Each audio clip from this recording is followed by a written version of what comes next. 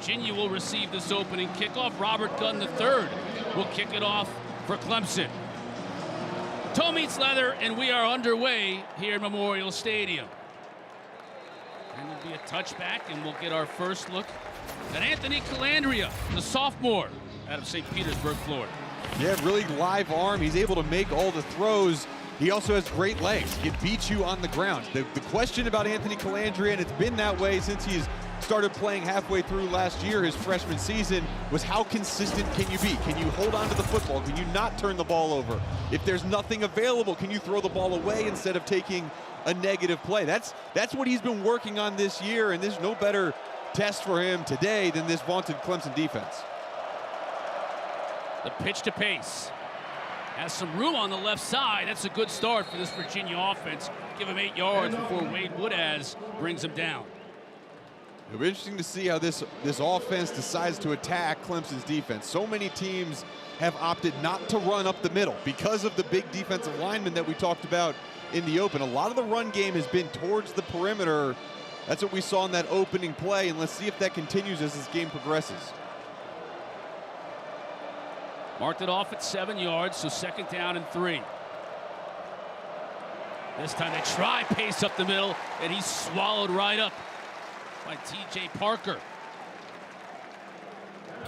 T.J. Parker, the sophomore defensive end, this is their zone read play, and Avion Terrell, the corner, does a good job of playing the quarterback. Great job by T.J. Parker with the TFL, but that's what happens when you try to run up the middle on this defense, and now when it gets scary for a quarterback is when you get T.J. Parker, Peter Woods, and these guys rushing the passer, and they will bring pressure a lot today. Wes Goodwin loves calling it pressure. The tight end Neville in motion. Keep it on the ground. Pace trying to find that 35, and he's going to be a couple of yards shy. Peter Woods, the 315-pound defensive end, making the tackle. Got a Virginia player injured. That looks like right guard Ty Furnish. And that is not good news for Virginia because they're already banged up on that offensive line. Mikhail Boley's been banged up, although he's playing today. Noah Josie, the left guard's been banged up. This Virginia staff trying to work on Ty Furnish. You see a little concern from Coach Elliott, having a word with his quarterback. Emotional day for Tony Elliott. Anytime you have one of your players injured, it gets even that much more emotional. As he'll make his way out here to check on Furnish.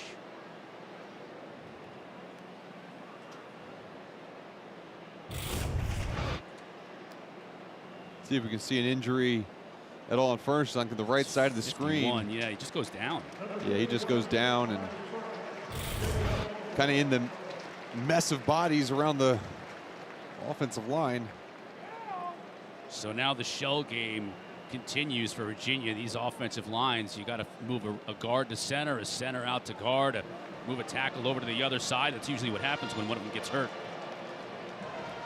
Great stop, 3 and out by Clemson to start the day, and brings up Daniel Sparks to punt. Daniel Sparks, we called the game last week. He had some difficulties getting the ball off, some low punts. Let's see if Clemson does try to come after him.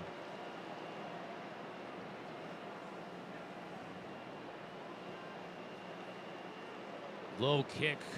Antonio Williams opts to let it bounce. Didn't have much of a choice as the coverage was outstanding. Bounces out of bounds at the 15, and that's where Cade Klubnik and the Tigers will take over. We talked about it a little already, but Cade Klubnik, his maturity from freshman year to sophomore year, and then now he's in his 3rd year as the quarterback for Clemson. He has just found a rhythm. He is able to slow his brain down, his mental down. His body is able to adjust to the game of football, and he can find wide receivers when they are open. Rather than just pulling it down and running all the time, he has a natural balance now and a good clock in his head of when to get rid of the football. Fakes to Phil Maffa, tries to go downfield, has a receiver, and it's T.J. Moore, the freshman. So much has been made of this freshman class of receivers, T.J. Moore and Bryant Wesco. Wesco is out for another game. His 2nd game he's going to miss with an injury, but they go right to Moore. Yeah, great job just finding the man-to-man coverage on the outside. Initial check down was taken away. Great completion on the first play of the game. Maffa in motion now. He'll split wide to the top of your screen. Empty backfield for Klubnik. Looking to throw again. That's Brenningstool, his tight end. And he was covered by Trey McDonald, the linebacker for Virginia. He's playing in place of the injured James Jackson. It's going to be a tough matchup for these linebackers and safeties all day, with Jake Brenningstool at tight end, 6'6", 240-pound tight end that Dabo Swinney says the best tight end he has ever coached at Clemson. Now Maffa gets a chance inside, bounces off the initial tackler, gets it to within 2 of a first down. Cam Butler brought him down. You see they're going to pull the backside guard and tackle, and just the ability to break through the arm tackles is what Phil Maffa has been good at for so long. Split carries the last couple years with Will Shipley, and now it is his ship to steer. And they just call him Steady Eddie, Mr. Reliable there in the backfield.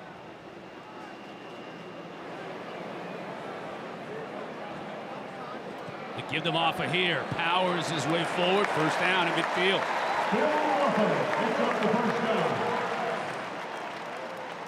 They just go back to a dual play. They get everybody going forward. Double teams across the board, and you see the power of this offensive line for Clemson just walking back the D-line of Virginia. There you see Phil's numbers by year. Much more of him this year as the bell cow back falls forward for about 3, about 2.5.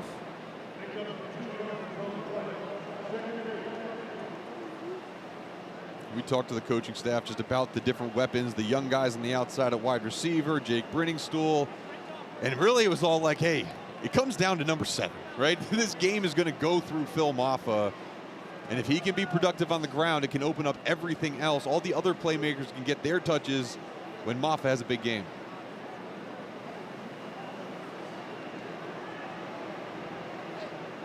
You see Brenningstool line up in the slot, third receiver in from the bottom of your screen, pitching it to Maffa. That's blockers on the outside, and one of whom was Brenningstool, but Maffa was brought down after a gain of about 3 by Corey Thomas Jr., the transfer from Akron. Yeah, really good tackle by Corey Thomas Jr. They saw it was the coverage on the outside. It was a cover 2. They felt like they had good angles and just said, hey, look, let's get Phil Maffa one-on-one in the hole with the safety. Good tackle by Corey Thomas Jr. to bring up third down. Maffa went to the sideline. We'll keep an eye on that. Empty backfield on third down. Klubnik to throw. Pressure up the middle. Now he moves the pocket. He's in a little bit of trouble here, but gets out of it. As a receiver wide open downfield, and he sees him. That's the speedster Turner. Inside the 20, down to the 18. Mark, even I could see how wide open 22 was once he rolled the pocket. Yeah, he starts all the way at the bottom of the screen, and you got to try to track him the whole way because he runs just to find an opening. And this is a scramble drill. You work this all the time in practice, usually on Thursdays, kind of towards the end of the scripted part. And you say, look, the quarterback's just going to scramble. You got to find the sideline, get open for him. Great job by Klubnik finding his open guy. Klubnik to throw again. Has time. As a receiver at about the 12. It's Antonio Williams on the catch. Last week, Virginia's defense gave up a lot of yardage between the 20s, but once Louisville would get down inside the red zone, they really were tough to score on. Really pretty easy, not a lot of resistance moving down inside the red zone here. Let's see if Clemson can put this one in for 6. The Klubnik 4 for 4 for 48 yards on this opening drive for the Tigers. To throw again to the end zone, just off the hands of TJ Moore. Jam Jackson in coverage, but Moore would like to have another opportunity at that one. And I think this one, Cade Klubnik got a little bit too excited. He saw it right away. You see, it's an RPO. He pulls the ball back and really doesn't get that back foot set. Just kind of throws off that front foot, floats a little bit. He had TJ Moore for that one. Maffa back in the game on 3rd down and 9. Clemson's converted their first 2 third down opportunities of this game on this drive. Klubnik keeps it. Now he looks to throw. Touchdown, Tigers. Got a flag on the play. Let's check the marker. That one was a lot easier than the one before for TJ Moore to haul in. Anytime you have those type of scramble plays, you always wonder if an offensive lineman gets downfield or not. And the Clemson offense is staying on the field. Eligible receiver downfield. Offense, number 78. 5-yard penalty. Still touchdown. Nate Black, our referee, making the call. So they'll wipe the touchdown off the board. It'll be 3rd down and 14. You see right tackle was pulling around the left-hand side. You see him right around the 7-yard line. That's always the problem, right? Is when you have one of these improv plays and the quarterback kind of makes something out of nothing. The offensive linemen are like, wait a second. I thought you were going to be following me on the QB sweep. Don't have eyes behind my head. That brings up 3rd and 14. Let's see if Virginia wants to bring a little pressure here. They come with just 4. Klubnik has time, dumps it off to Brenningstool. Can't make enough men miss. Tackle by Cam Robinson. So after a 6-yard gain on 3rd and 14, it'll bring the field goal unit on, and Nolan Hauser, who's been an outstanding kicker for them in his freshman year. Cam Robinson, the linebacker, he's a true sophomore as well. He is phenomenal for Virginia. We saw him last week make a couple of these tackles that just short of the line to gain. That one was a big tackle on Brenningstool to hold him to 3 points. 29-yard attempt here from Hauser. And it's good. Tigers on the board first here at home. They lead 3-0 over Virginia.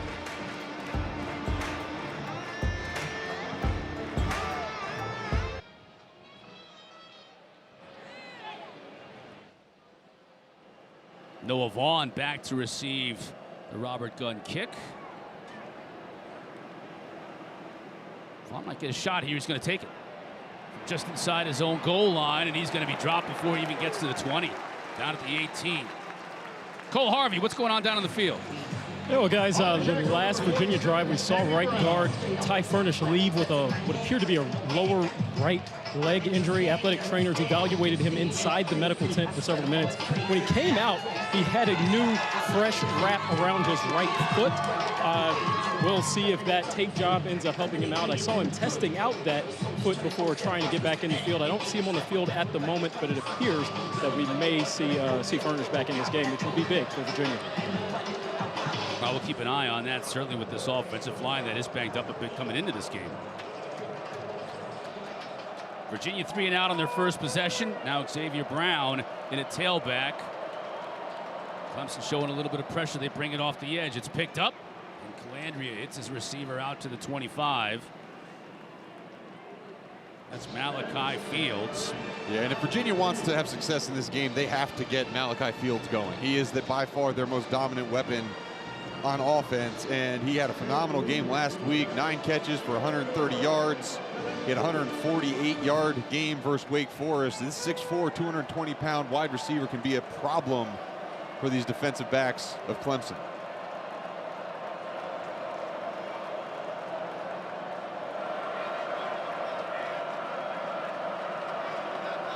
Second down and a long 2. Brown just tries to submarine his way forward. Doesn't pick up much, maybe a foot. Barrett Carter and big old DeMonte Capehart on the tackle. They're trying to move around the defensive line with all the shifts and the motions, but you just see Capehart and Peyton Page, number 55, creating a flat wall across, and that allows Wade Woodaz to fit where need be, and it's just difficult to run in between the tackles on this Clemson defense.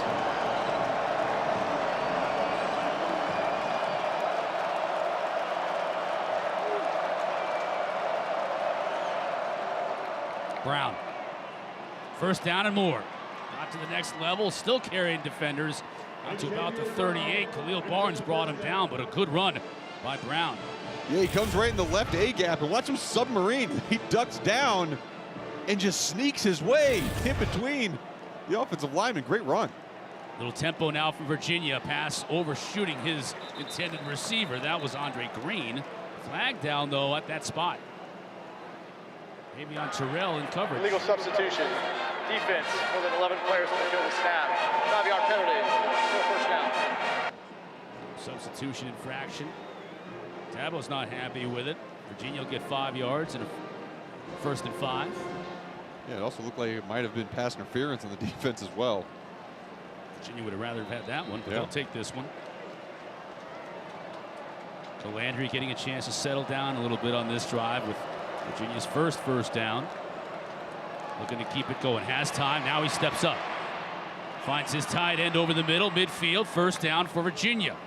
That's Tyler Neville. We got 2 outstanding tight ends in this game. Both teams have one. Yeah, Tyler Neville, he's just been a phenomenal story for Virginia, but also a great player at that tight end position. And he's really allowed Anthony Calandria to have those safety valves like you just saw there, right? Anthony Calandria, they run a little dice route, meaning they're having 5 guys in the dice position. Number 6 over the middle was open initially, but then you see Calandria just buy some time, find his tight end. And Tyler Neville, the transfer from Harvard, has been big for Virginia this year.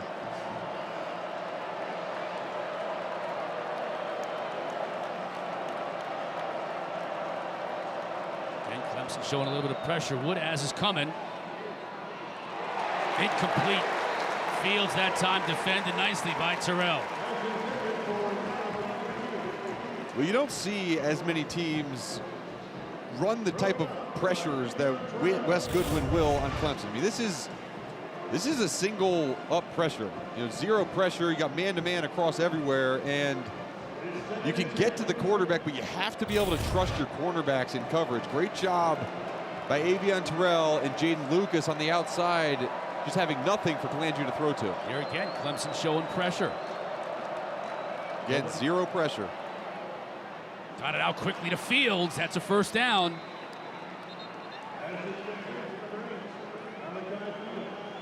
Jaden Lucas to cover on the other side this time in coverage, but 13 more yards for the Hoots. And they put Fields in the slot position. Usually he lines up at the outside position, and that's where Jaden Lucas is normally playing, on the outside coverage. Good job of finding the matchup they wanted and getting the ball to their big receiver for the 1st down. Landry with the play fake. Just gonna throw this one away. Smart play by 10.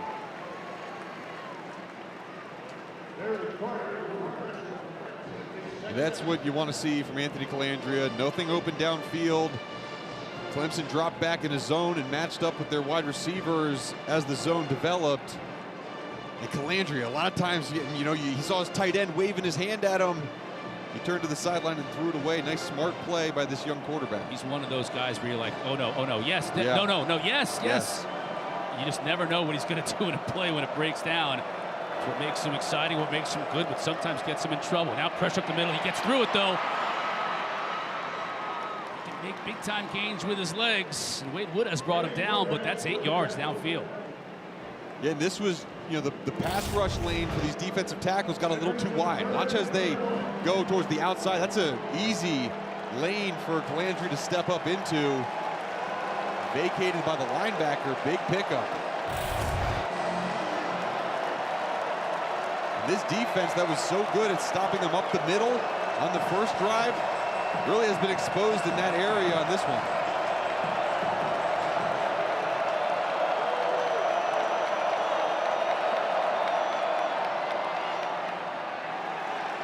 Pace is going to be close. I think he's going to come up a little bit short. He's going to be almost a yard short. They're saying go. You see coach, go, go, go. You think they're excited on that Virginia sideline? They're saying go for it.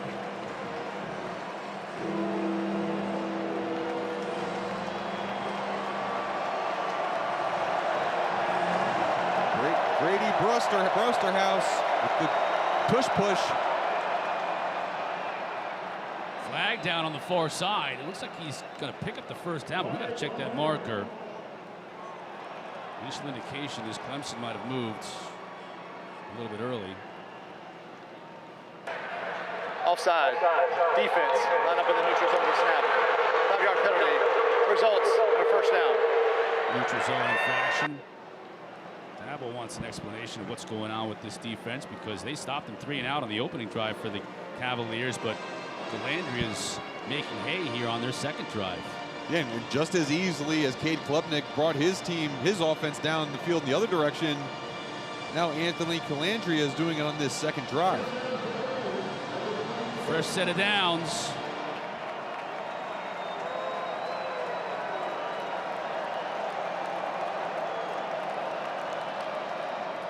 Fake to pace. Calandria rolling to his right. Incomplete. Woodaz knocking the pass away. Wade Woodaz isn't talked about as much as Barrett Carter, but he is a phenomenal linebacker. And watch his eyes in this zone, seeing the tight end coming back across. And I can't believe that arm angle attempt by Anthony Calandria, just kind of flinging it like a shortstop. It's almost Kent Colby-esque, the submariner. 11th play of this drive.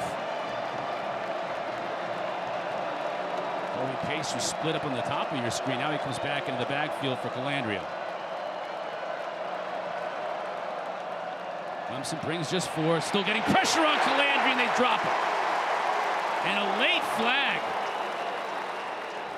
At the very end of the play, right where Calandria was dropped. 8-yard loss, but let's check the marker.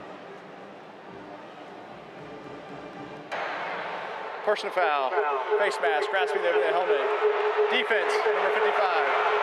15-yard penalty, results, an automatic first down. Number 10 may remain in the game as his helmet was removed as a result of the penalty. Peyton Page, guilty party, taking another look, see if we can see the face mask.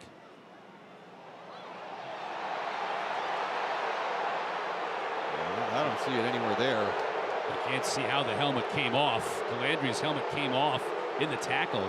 You see the push that Capehart has up the middle, and that allows TJ Parker to come around the outside. I don't know. It looks like it might have been the back of the helmet that Peyton Page had would not result in a face mask. This crowd is letting the officials have it with that one. Man, what was a big sack nullified by that penalty, and Virginia has new life. 1st and 10 from the 12. Calandria on the right side picks up good yards on first down, about 9 yards before Lucas was able to bring him down. 2:23 left to go in this first quarter. Clemson on their first offensive possession drove down the field, but had a penalty that negated a touchdown, had to settle for a Hoosier field goal. Give them this 3-0 lead. This is the second drive of the game for Virginia. They went 3 and out in their opening drive, but they've taken this drive now the length of the field, aided by several penalties against Clemson defensively. Yeah, and they've had 5 first downs on this drive. This is the 11th play. Grady Brosterhouse is in now, quarterback. He is the big power runner, if you will, in this quarterback room for Virginia. That's exactly what he's going to do. It's going to test the middle. Didn't get to the goal line, but he's close to that first down marker, just outside the 2. And he just ran right into R.J. Minkins, the free safety, one of the best players on this defense, and stoned him just short of the first down. Well, what did Coach say about R.J. Minkins? Precision beats power. Yes. Brosterhouse brings power. Minkins with the precisely timed tackle brought him down. 3rd and 1. They can get a first down without getting into the end zone. Calandria back in the game. Now Virginia's got a fullback. That's the tight end. Calandria was looking his way. He's not open. He has to throw it away.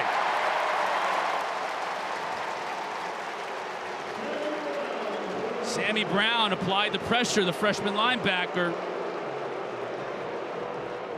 Saying go for it. He's bigging in Bettridge. He's going to try and kick it. Same hand signal for go for it and for kick it. He tricked me. No picking signals up here.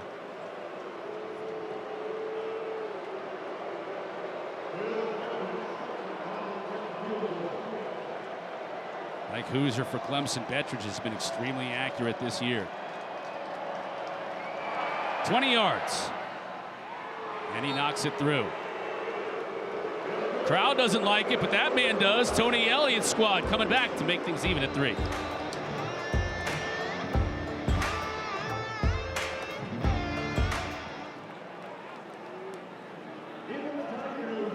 in 2012. He told me yesterday that Lisa is tough, a fighter, a great mom, and he's proud that her legacy is living on a day like this. Yeah, it's a huge day here on campus, Cole. We appreciate that. And you see all the pink players wearing it. Even Tony Elliott has some pink in his shoe. He said as soon as he got off the bus, he gave Miss Kath, that's Kathleen Dabo's wife, a big hug and said, that's why I'm wearing pink today. So it's a big day for these folks here in Clemson. Got a big game here as well. Tied at 3. Back after this.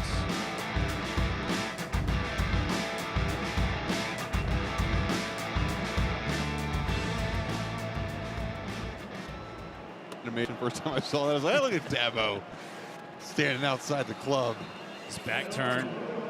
You know, with his energy, that dude was inside the club in college. But yeah, he's done a good job. He's done it in the way that he wants to do it. I mean, that's what he's always said. He's going to do things his way, and he's done it for a very long time. Obviously one of the most successful coaches in all of college football history, doing it his way. Maffa beyond the 35. That'll move the chains. Cam Robinson on the tackle, but 9 yards. Number 7 in orange. Again, they're getting back to these double team blocks up front, just coming straight ahead at the defensive front for Virginia. Klubnik will get another play off. Downfield, Ooh. dangerous pass, and it's intercepted. Cam Robinson makes the pick, and Klubnik may have saved the touchdown by bringing down 5 and white, but it's a turnover to end the first quarter. First down, Virginia. That is the end. And coach, costly turnover there to end the first quarter. Yeah. What does Cade need to do better there? Just make a better decision. Bad decision. I mean, just simple as that. Got a good first down right there, and that's not something he's done. He's been a good decision maker. He'll bounce back. That was a bad one. Good play by them. Bad decision by us. Yeah. Thanks very much, Coach. Thank you, Cole. Coach R.J. Mickens with a big hit on first down immediately following the turnover to open up this second quarter. 7-yard loss on the play.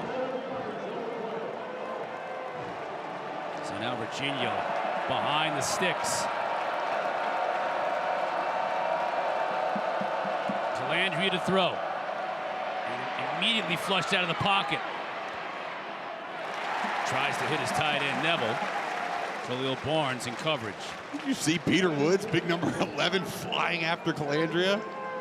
He just got up on his horse to chase down a very mobile quarterback. They are getting good pressure up the middle with just 4, aren't they? They are, and that's been one thing that people don't talk about enough is the push that DeMonte Capehart and Peyton Page get up the middle, allowing Peter Woods and TJ Parker to get off the edge to the quarterback. I would not be surprised if Wes Goodwin doesn't send more than 4 here. Looks like he wants to bring Wood as. Virginia just 1 for 4 on 3rd down today, and this won't be easy. 3rd and 17, but Calandria gets loose. He'll get the first down. Driven out of bounds at the 21. And Clemson decides to run a twist game on the inside. You see Woodaz vacate that interior lane.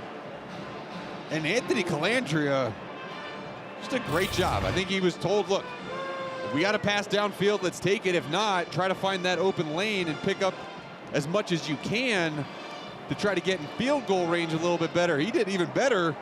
Picked up the first down with his legs. The fake to pace. Calandria looking back that way. Now over the middle. Neville on the catch. Picks up 8. Woodaz and Carter bring him down. Kind of like we saw at the start for much of the game last week for Virginia against Louisville. Not all that interesting going downfield early. Dinkin and Duncan. They're working on the slot, working on the tight end. It's worked for them so far. Drove down the field for a field goal on their last drive. And after the interception, back in the red zone going this direction.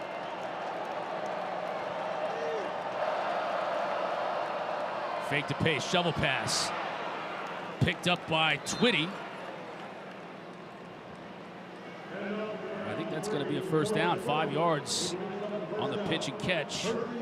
Dakota Twitty came in at tight end because Neville was shaken up on that last catch he had. Yeah, good to get Dakota Twitty back. He's missed the last couple games. He's already made 2 big plays. That one was a little bit risky with the shovel pass.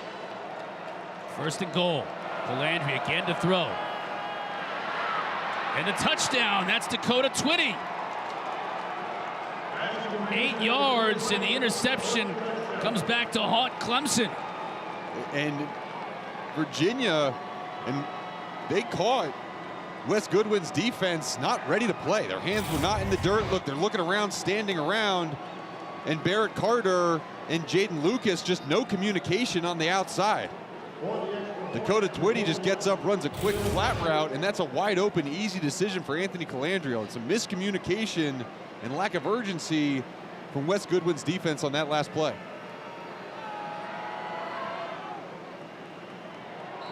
Bettridge buries the point after.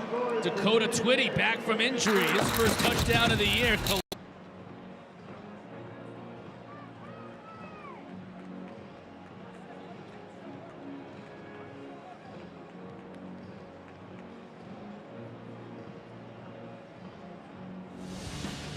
The ACC's Committee for Racial and Social Justice, in conjunction with its member institutions, have identified October 11th through the 20th as ACC Unity Week. That is where we are today at this very moment. Virginia up 10-3, early second quarter, turning a turnover into 7 points. How about that swing, right? You know, you get stopped 3 and out the first drive if you're Virginia, then you let Clemson drive all the way down the field, but you make a red zone stop. And then you drive the ball down the field, you get a touchdown. Did the ball come out here? I think he was down. They're going to rule him down. Jay Haynes had all kinds of issues. First picking it up. Ruling on the field, the runner's forward progress had stopped. First down. They're going to obviously look at that. In the meantime, I'm going to tell you about women's sports, the takeover on Sunday afternoons here on the ACC Network. This week we start at noon Eastern with a soccer doubleheader. Number 25 Cal squaring off against Louisville. Then number 12 Notre Dame hosting 6th ranked Stanford. We cap the afternoon with Duke and Virginia Tech at 4 o'clock. A little volleyball action. So it has been a nerve-wracking couple of minutes here for Clemson. Okay, Klubnik, you heard Coach Sweeney say just made a poor decision on that last interception. They go right back at it. Stellato on the receiving end. Troy Stellato, receiver, part of this great receiving room. Missed all of last year with an injury for the most part. And Coach says he's got the best hands on the team. So you got Stellato, you got Adam Randall, who we've yet to see today. Saw TJ Moore on that opening drive. Antonio Williams. I mean, it goes on and on.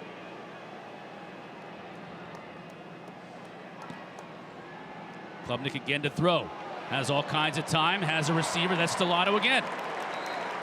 Jonas Sanker on the stop, but not before Clemson moves the chains. Yeah, and I think, you know, Cade Klubnik's a little hesitant. Watch on the bottom of the screen. Watch the tight end, Jake Briningstool. He's wide open. He's wide open behind the defense, but I think Cade Klubnik's a little bit in his head after that last interception thrown. You know, hesitant to pull the trigger down the field. It's a good completion for a first down, but he could have had a touchdown on that one. Well, Coach Dabo, in our conversation with him, said last week Briningstool could have had even more big plays down the field, but Klubnik missed them a couple of times.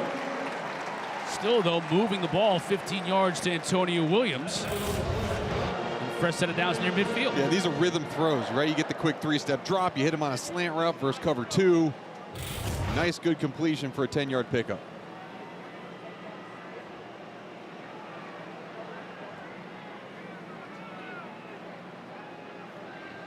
Fake to Maffa again. Gonna go downfield. Looking for more. Just can't quite make the catch, but all kinds of laundry in the end zone. Kendron Smith is the graduate transfer from Penn in coverage. Pass interference. Defense for 4. 15-yard penalty. Automatic first down. TJ Moore in the slot to the top of the screen just runs the inside fade route. Excuse me, he was lined up at the outside. Just runs the go ball. And the ball was just thrown way up there. Got kind of caught in the sun. But you see the pull on the shoulder pads by Kendron Smith. Good call by the officials. Smith ran with him down the field. He just never turned to look for the ball. The ball hung up there so long. Maffa tries a stiff arm. Gets an extra couple of yards. Jam Jackson on the tackle.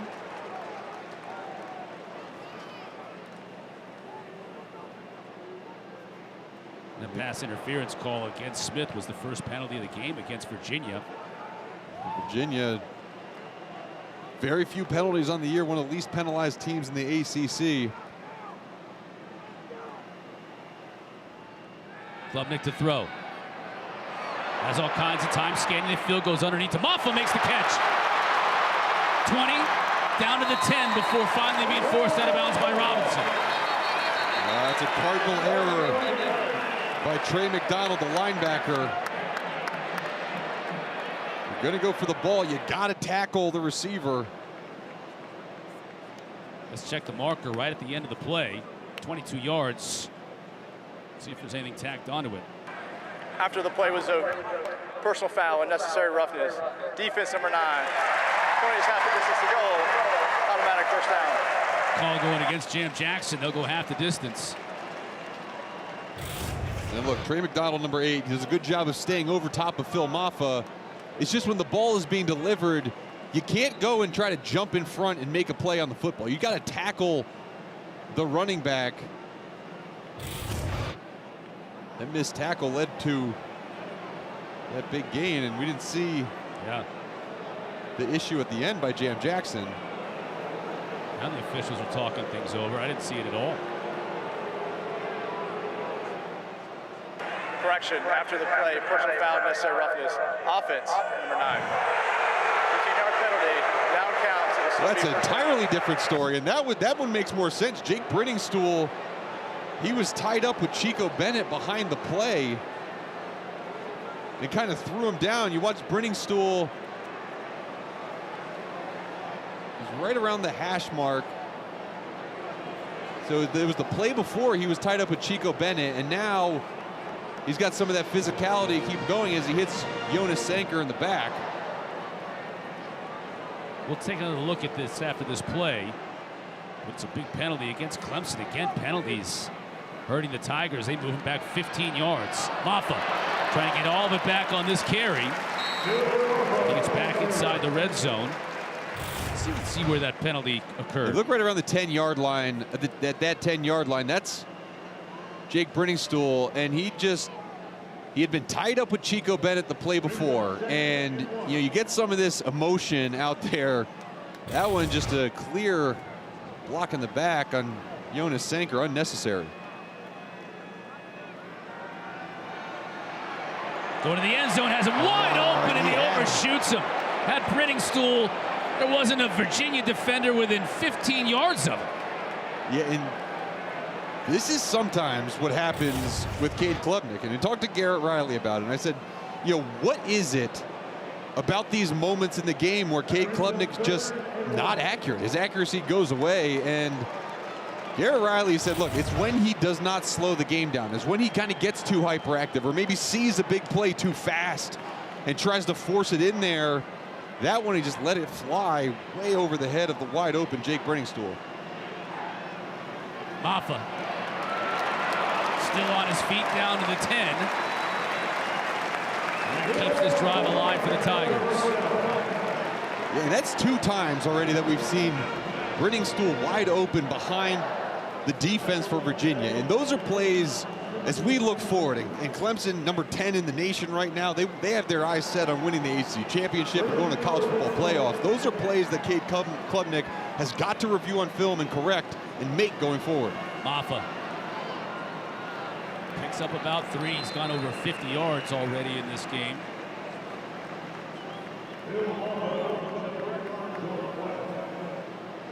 Big old Jameer Carter on the inside on the tackle. And even though they've had penalties and Klubnik's missed a couple of open receivers, Brittingstool both times, it's still a time-consuming drive, and so far very effective for Clemson following the touchdown off the turnover for Virginia. 10th play of the drive. Klubnik is going to keep it himself. He's got Maffa in front of him. Inside the 5, another flag down. Several of them.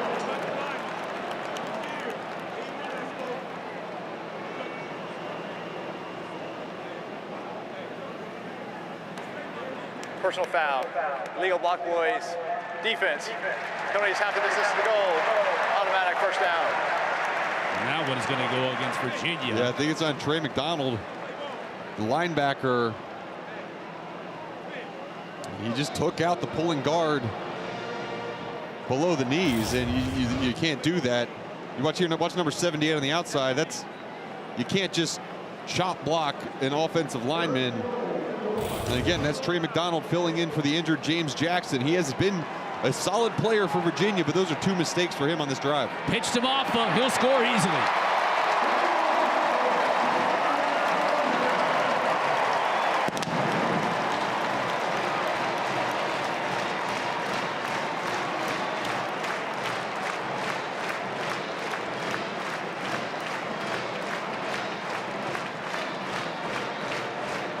Well, after the turnover thrown in the last series by Cade Klubnik, he came back, and although he missed some big targets down the field, he was consistent with hitting the underneath routes. And then Phil Maffa did a great job of sprinkling in the run game, marching their way down the field to end up in the end zone.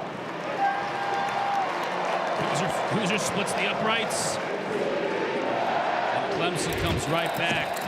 Virginia scored off the INT. Tigers march down the field, even things up at 10 here in Death Valley.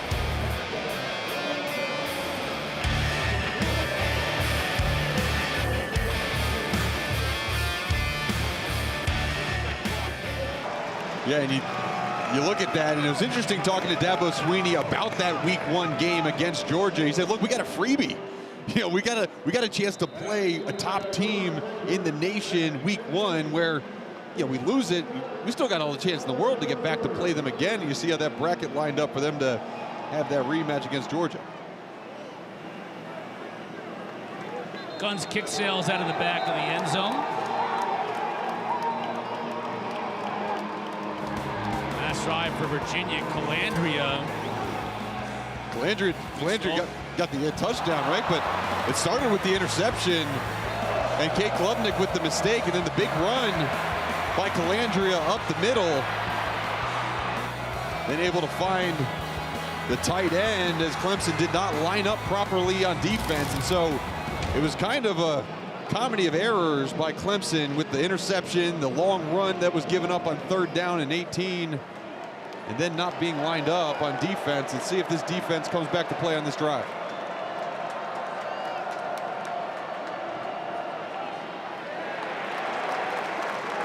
Do on 1st down. Pace picks up about a yard. There's Peter Woods. Big 6'3", 315-pound sophomore out of Alabaster, Alabama.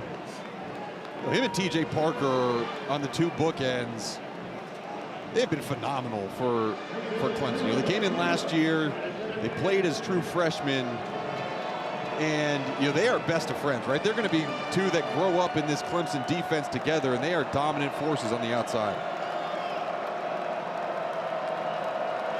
Calandria to throw. Out to Tyree. And see the speed. Another flag down right at the line of scrimmage.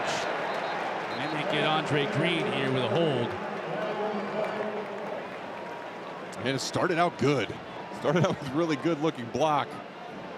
And then that block just continued a little bit too long. Holding. Offense number 2. 10-yard penalty. Still 2nd down. And Chris Tyree coming back for this Wahoo offense is a big deal. You see how number 2, Andre Green, just takes the defender all the way to the ground. You got to let up at some point, especially as Shelton Lewis, the defender, was kind of spinning off. But getting Chris Tyree back for this offense, it's big. You know, he's their slot guy. He was a running back at Notre Dame, transferred here after kind of making that transition partially at Notre Dame, fully transitioned to wide receiver here at UVA, and getting him back adds that extra dimension in the slot for Calandria. Calandria can't handle the snap, but just has to fall on it. This drive is starting out in disastrous fashion for Virginia. Another 6 yards in the wrong direction. Yeah, Brian Stevens, as he's moving to the right for this zone block, just kind of pushes the ball off to Calandria's left, who's unable to hold on to it. Got to be very cautious here if you're Virginia. They're lining up an empty set right now, so if you don't motion anyone back in to try to help protect Calandria, you better get the ball out fast. Virginia just 2 for 5 on 3rd down, and another 3rd down and long here. Calandria's just going to keep it himself, not even get back to the line of scrimmage. Peter Woods. That young man is 315 pounds. He doesn't move like a 315-pounder. No, they're so happy to have Peter Woods back. He got hurt in the App State game after about 12 plays in the second game of the season. He missed all of NC State and Stanford.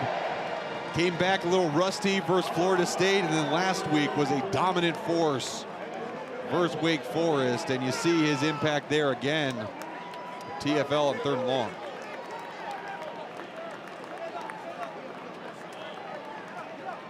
Daniel Sparks will punt it away from his own end zone, with Antonio Williams standing by at his own 45. Good kick.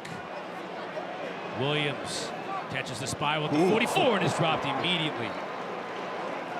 Nice job in coverage. So Davis Lane Jr. on the tackle. Williams caught it, dropped right in his tracks.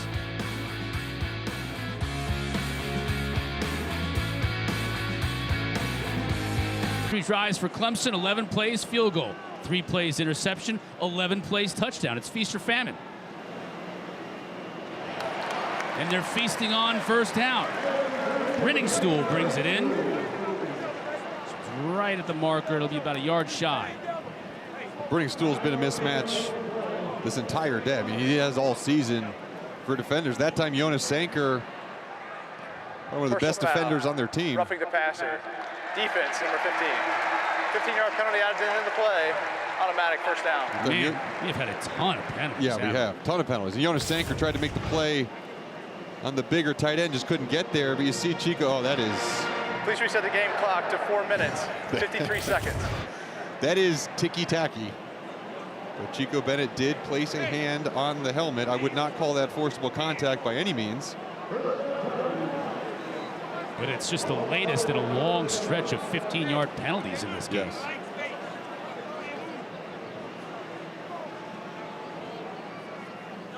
So now right back into Virginia territory, and Williams wants to throw the ball. He's got his receiver downfield. Stellato inside the 5, gets hammered but hangs on.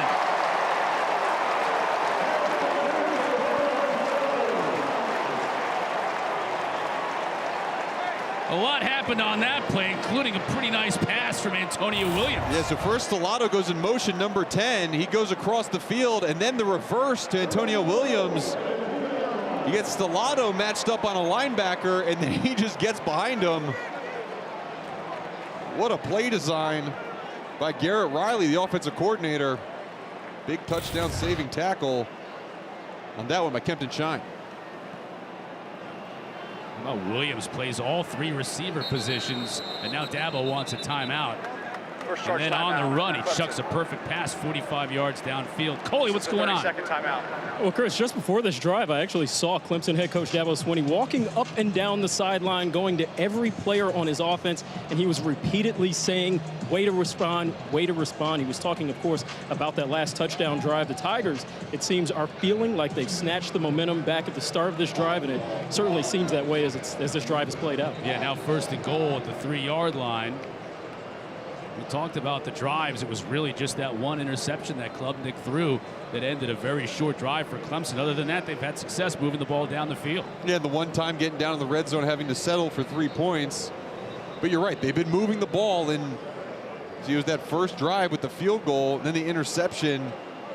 But Cade Klubnik, watch him bounce back after that interception, after a poor decision. He does not compound that with another poor decision. He's been good since then. And Antonio Williams, how happy are they to how happy is Clemson to have him back after being injured all last year?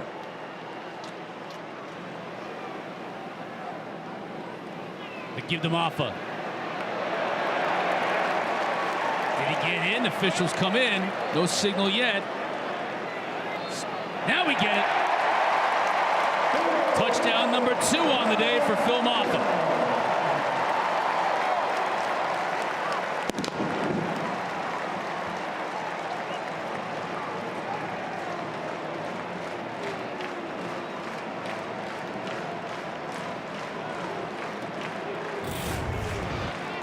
They bring the tight end across the ball, a little swap read type play, and then a good job pushing by this offensive front, getting Phil Maffa across the line in the end zone. And what a drive. Dabo Swinney said it, way to respond by this Clemson offense.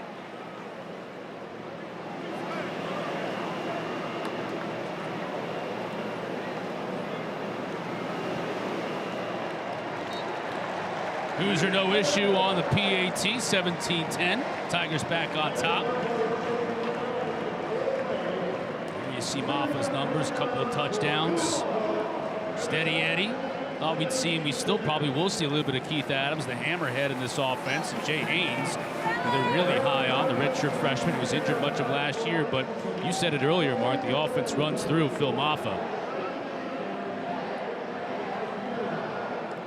So much of football comes down to converting on those 3rd and 1s or those 4th and 1s, or being able to punch the ball in from the 2-yard line or the 1-yard line. And that every team needs an ability to do that. You know, Virginia goes in that, you know, Grady Bunch type formation. Well, this is Phil Maffa's zone. You hand the ball to Phil Maffa, number 7, and he can pick up those tough yardage, those tough yards for Clemson's offense. Back-to-back games now for Maffa with multiple rushing touchdowns, and we still have 3:42 left to go in the first half here. But we talked a lot about responding. You heard from Dabo and you heard from Cole as to how Clemson responded after the turnover and the ensuing touchdown from Virginia. Now how do the Wahoos respond on the road? Final 4 minutes of this first half. Vaughn is going to take a knee in the end zone for the touchback. Calandri's always the wild card, isn't he, Mark? He is, and he's the one who can make the big plays for Virginia. He's the one who can make something out of nothing. Responded on the ground with the big run on 3rd down a few drives ago on the touchdown drive. And you know, when you look at guys like Kobe Pace and Xavier Brown, they're important for this offense, but Anthony Calandria making good decisions and being able to break big plays, that's what makes this Wahoo offense go. Last drive for Virginia was a disaster, 3 and out, and they lost 15 total yards. Good to see Neville back in. The tight end was banged up. Trying to go to almost a remarkable catch by Malachi Fields. He can make that catch. Lucas was in good coverage. And they're going to get man-to-man. And you see how Anthony Calandria, he just sees, look, I got my big wide receiver on the inside fade route. Almost made that one. Great job by Jaden Lucas getting a hand on the football. But that's what this Wes Goodwin defense is going to do. They are going to present man-to-man opportunities and create one-on-one matchups, and they believe their defensive backs can win. Again, showing some pressure here, and they bring it. Brown maybe gets a couple at best.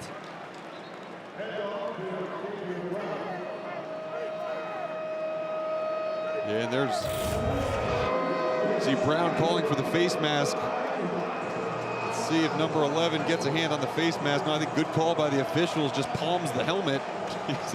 Big old paw. I was going to say, his hand almost covered the entire helmet as he pulled him down. Very apropos with the paw. Big pink paw with those pink gloves on cancer awareness game here in Death Valley. 3rd down. Calandria to throw. Just overshoots Malachi Fields again. Good coverage on the play as Calandria was dunked by Peter Woods. Jaden Lucas is doing a nice job on that far side on that drive. 2 passes defended against Malachi Fields. And there you see Fields talking to his position coach. Yeah, that's one of the things that Anthony Calandria has to know is that which of these defensive backs is going against Malachi Fields, because Jaden Lucas is 6'2", 200 pounds. They match up relatively well in size. On the other side, Avion Terrell, he's only 5'11", 180. So you kind of want to get those matchups with the jump balls more when number 20 is guarding Malachi Fields rather than number 10. Another good kick, spiral by Sparks, sends Williams back to his 22, and he's dropped right there.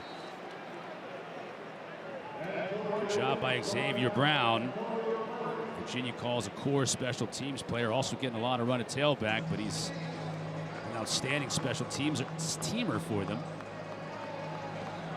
So as I said before, it was critical for Virginia to respond. Well, now this defense has to step up because there's plenty of time for Clemson to mount another drive here to end the half. Well, absolutely. And you think about, the 3 drives that have been stalled for Virginia. There's 3 and outs. They have not gained anything on the last 2 drives. And this is an important drive for this defense for Virginia, because if you let Cade Klubnik and this team drive down the field and score another touchdown before half, then you're in a tough spot. Dabo Swinney harps so much on the middle 8, the last 4 of the second quarter and the first 4 of the third quarter.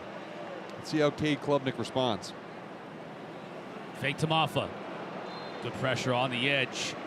Chico Bennett forced the quick throw.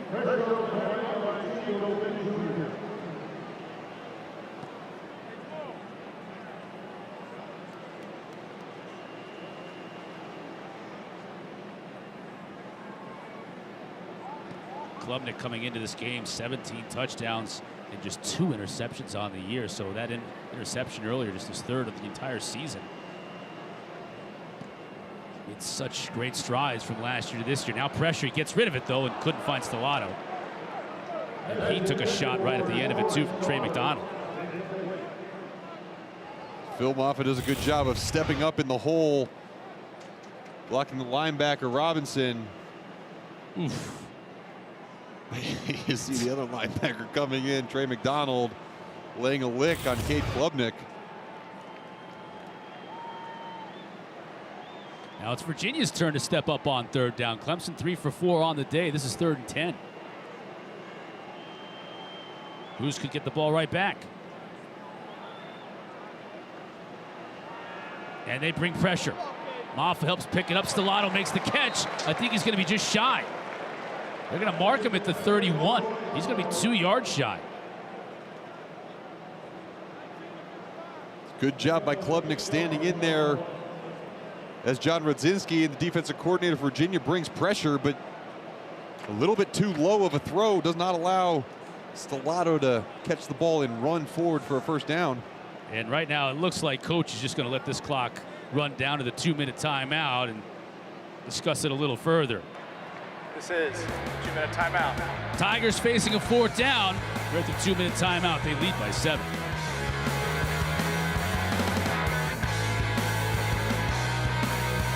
And in the house, according to ESPN Analytics, the best chance to reach the ACC championship game, it's a 3-horse race, according to that number right there, although that changes a lot if Louisville beats Miami today.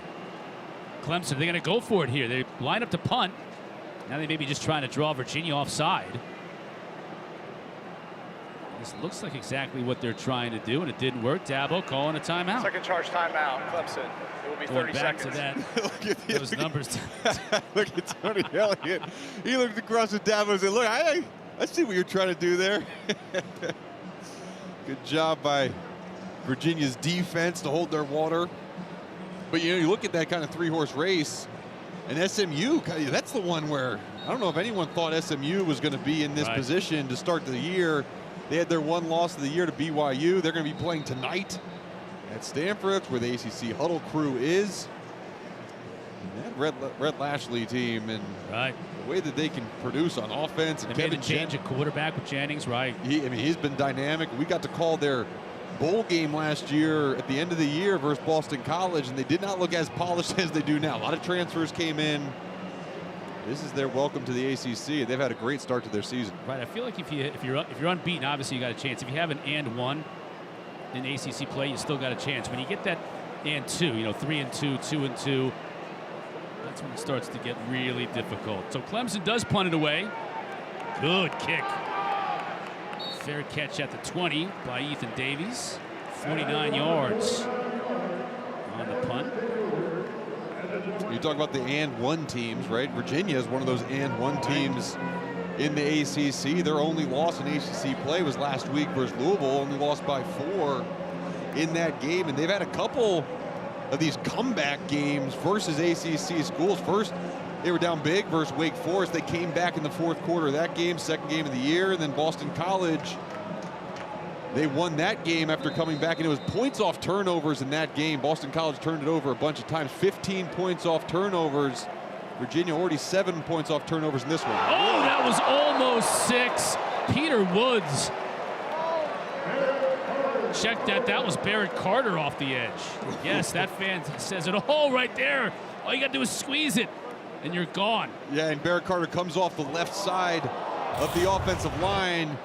And, this is one of those ones where, Mikhail Boley is just shadowing him. Good job of getting your hands up. That would have been a pick 6 easily for Barrett Carter. Scary start to this drive for Virginia. They'll get another opportunity here with Tyree trying to make the most of it, and he'll pick up a first down. Well, Virginia was 3 and out in their last 2 drives, so that 13-yard completion to Chris Tyree moves the sticks for the first time in a while for the Wahoos. Yeah, that's the added element that Chris Tyree provides, that quick pass from the slot.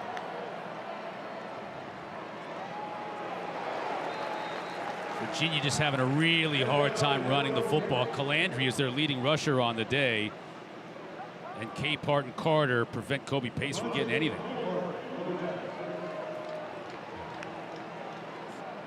Calandry now to throw.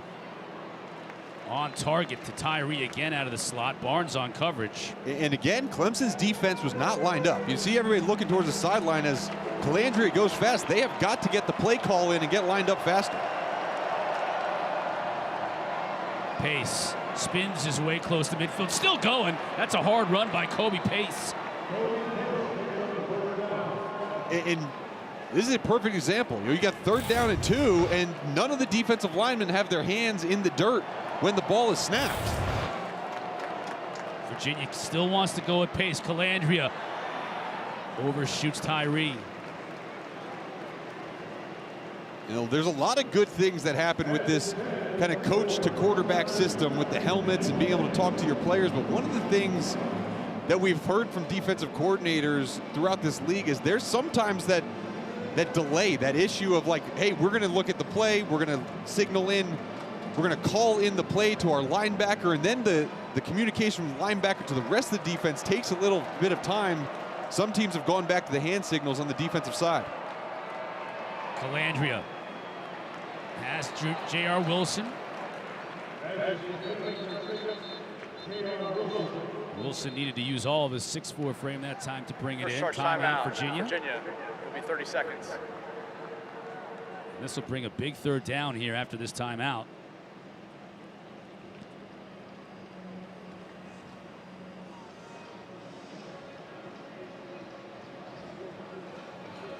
Just of note, Bettridge, their field goal kicker, is very accurate. Both these kickers on these teams are very accurate, but they haven't attempted long field goals all year. Bettridge's long is 47 yards. Hasn't even attempted a 50-yarder yet this season. Here you see the total yards in terms of what these two teams have done offensively. The big difference in this game, why Virginia is still in it, is because of the turnover, the interception. They were able to get points off of it. Now they're looking to get points at the end of this drive. There's Bettridge, hoping to get an opportunity. He's hoping for an extra point, not a field goal. Virginia's got to convert here, though, on 3rd down. Calandry to throw, he gets sacked.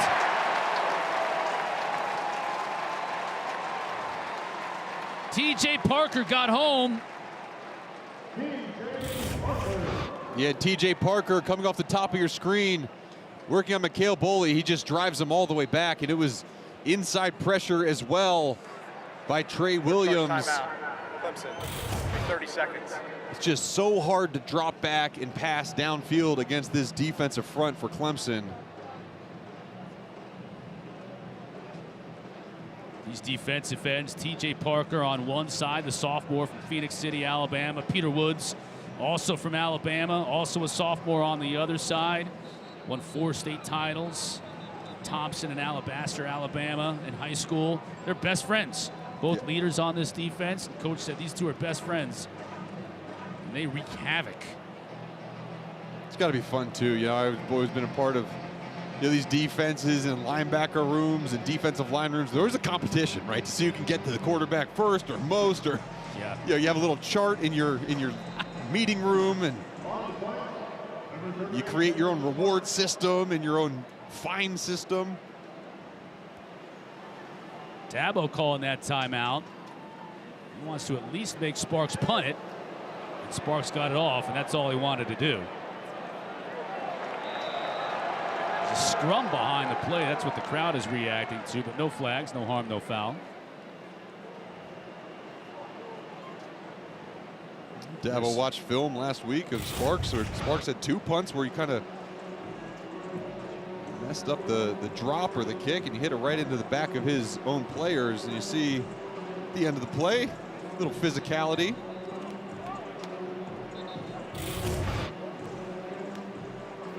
Now with 20 seconds left to go in the first half, scrimmaging from their own 23. And remember, Clemson deferred on the opening kickoff, so they'll get the ball to start the second half. I'd be shocked if this was anything more than a film off a run, and the snap almost got away from Klubnik. That was almost a disaster with 20 seconds to go in the half. Klubnik was able to stab it with his right hand, and then he also had the difference. They've only lost once while having the lead at halftime, so it's not something they give up regularly. Haynes, 20, smacked there, but gets out to about the 22. Surprise, surprise, flag to start the second half. We had a lot of laundry on the field in that first half.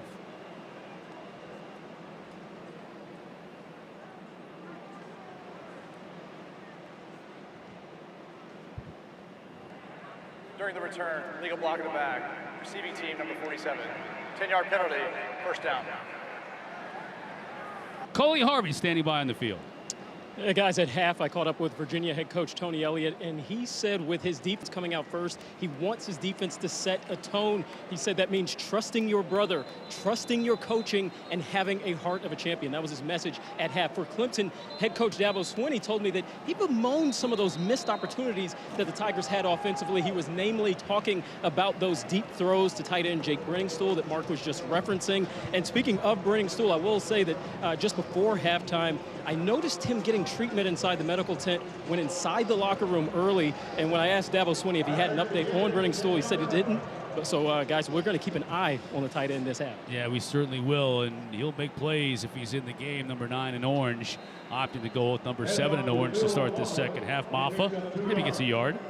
Yeah, and Olsen Pat Henry, the tight end, he's in place of Jake Brenningstool right now. So it's a good report by Coley. We're going to have to keep an eye out on that. And Olsen Pat Henry is more of that blocker. Tight end done a good job in 12 personnel. Now he's in there in 11. Fake to Maffa. Klubnik has time, sets and throws over the middle. First down. It's T.J. Moore, the freshman, on the receiving end. Yeah, great job by Cade Klubnik. This is what we're talking about with the patience that Klubnik shows. He stands in there, goes through his read progressions, come back to the middle, and throws a strike across for the first down. Now wanting to go quickly, Klubnik can run. If I'm going to quote Dabo this week, he said, the kid can fly. He just doesn't run very often, doesn't utilize his legs very often. He did on that play on first down. Yeah, and I think he utilized his legs a little bit too often a year ago, right? He didn't feel that comfort level. He would get back in the pocket and pull it down a little bit too early. That was more of a designed QB draw off of the big play pass, but he is very effective running the football, just more picky when he does it this year. Stellato in motion to the slot on the top of the screen. Klubnik to throw. Again, he's got time. Overshoots Maffa, and Maffa would have had some room to run. And we've seen Cade Klubnik, when he misses, he's missed high. And a lot of times it's been on some of these easier touch passes. This is easy. He doesn't have anyone really getting pressure on him. He just got to put that out there for his running back to catch. That should have been an easy completion. And that's, there's still times where Cade Klubnik is inaccurate, as we saw on that second down play. It'll bring up 3rd and 6. Empty backfield.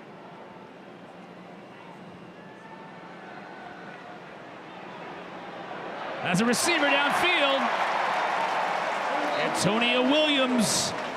Oh, Antonio Williams just ran a nasty route on this play.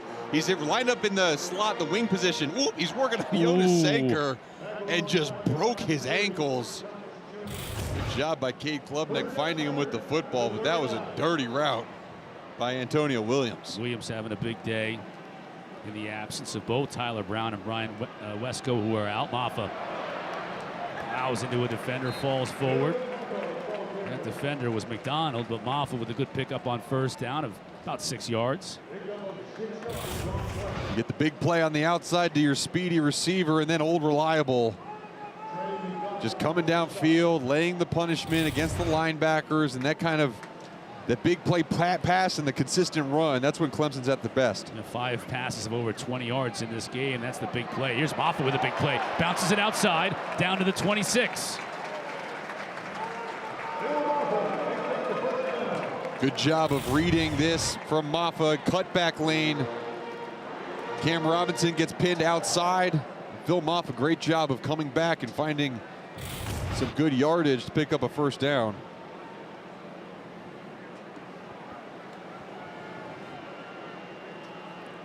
Maffa with 15 yards on this drive, as we have gone already inside of that 12-minute mark to start the second half. Klubnik wanted to throw it to the right side initially, now has room on the left to run inside the 20 before finally being chased out. Well, Jake Brenningstool back in the game. This time he's on the short side of the field, and he's really the one who makes a key block on this scramble. You see him at the bottom of the screen, working against number 25, Terrell Jones, the defensive end. Good job of sticking on his block and allowing Cade Klubnik to get outside. 2nd down and 3.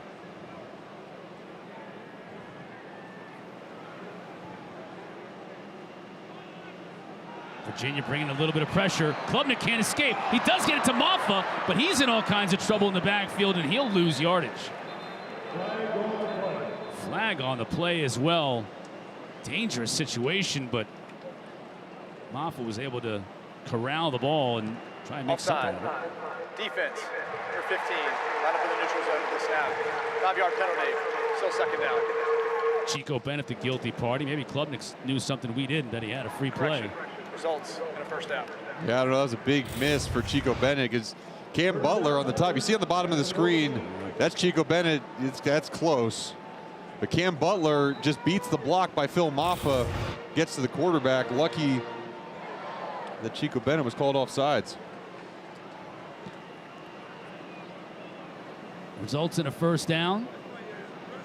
Klubnik to throw. Brenningstool inside the 10. That's 6 yards. So Brenningstool back in the game after being in the medical tent briefly at the end of the first half.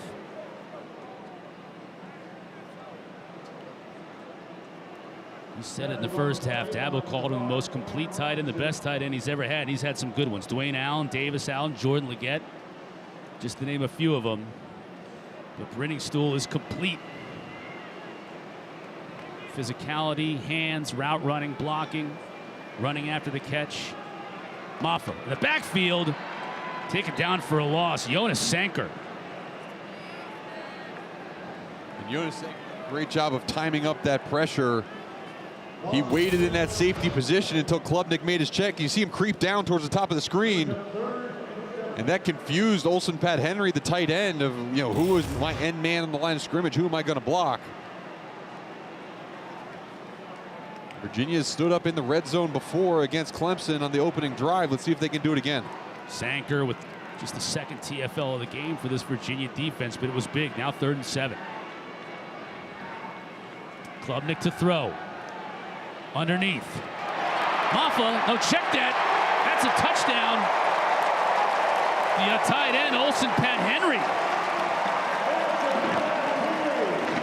I think he heard you say he was more of a blocking tight end. I think he did. He lines up in the wing position off the ball and kind of runs a little choice route out of the bunch set. You get Brenningstool going vertical, and then Pat Henry just sitting down underneath him. Breaks the tackle, and good job using his big body to get in the end zone. And what a drive by Clemson to start this second half. Worked all the way downfield. Another touchdown on the board.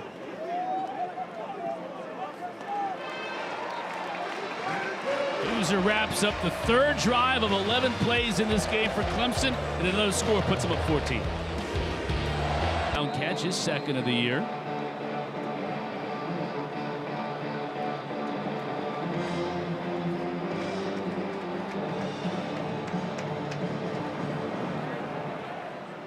Dunn shoots this kick into the end zone and over the head of Noah Vaughn.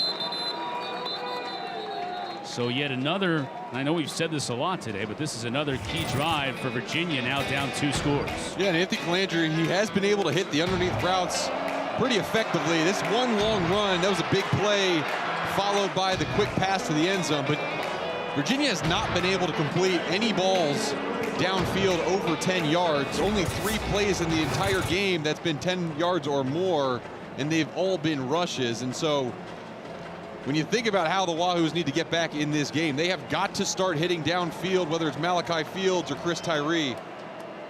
Gonna try the ground. Brown, well, that's a good start on first down. He's gonna get about 9 yards.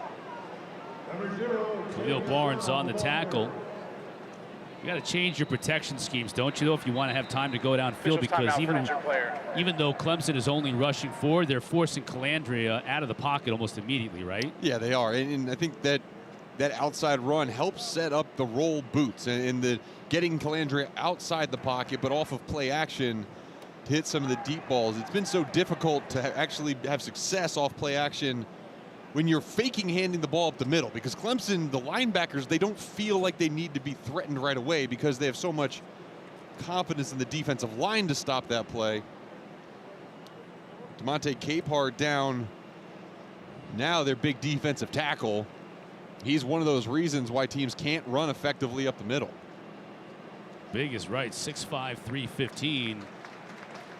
Dabo with him. Had a lot of praise for Capehart when we went with him this week. He said he was a lot like Dexter Lawrence. Yeah. But Dexter Lawrence had a much higher football IQ when he first got here. Yes. So he had to learn how to play the game. Right, and DeMonte Capehart, he's a guy who was at Hartville High School, went to IMG Academy, and a ton of success in high school. And now he's a grad student, played behind a lot of those guys, Aruka Rororo and Tyler Davis. Absolutely physical specimen, able to dominate when he's on, and now they're going to have to do this play without him.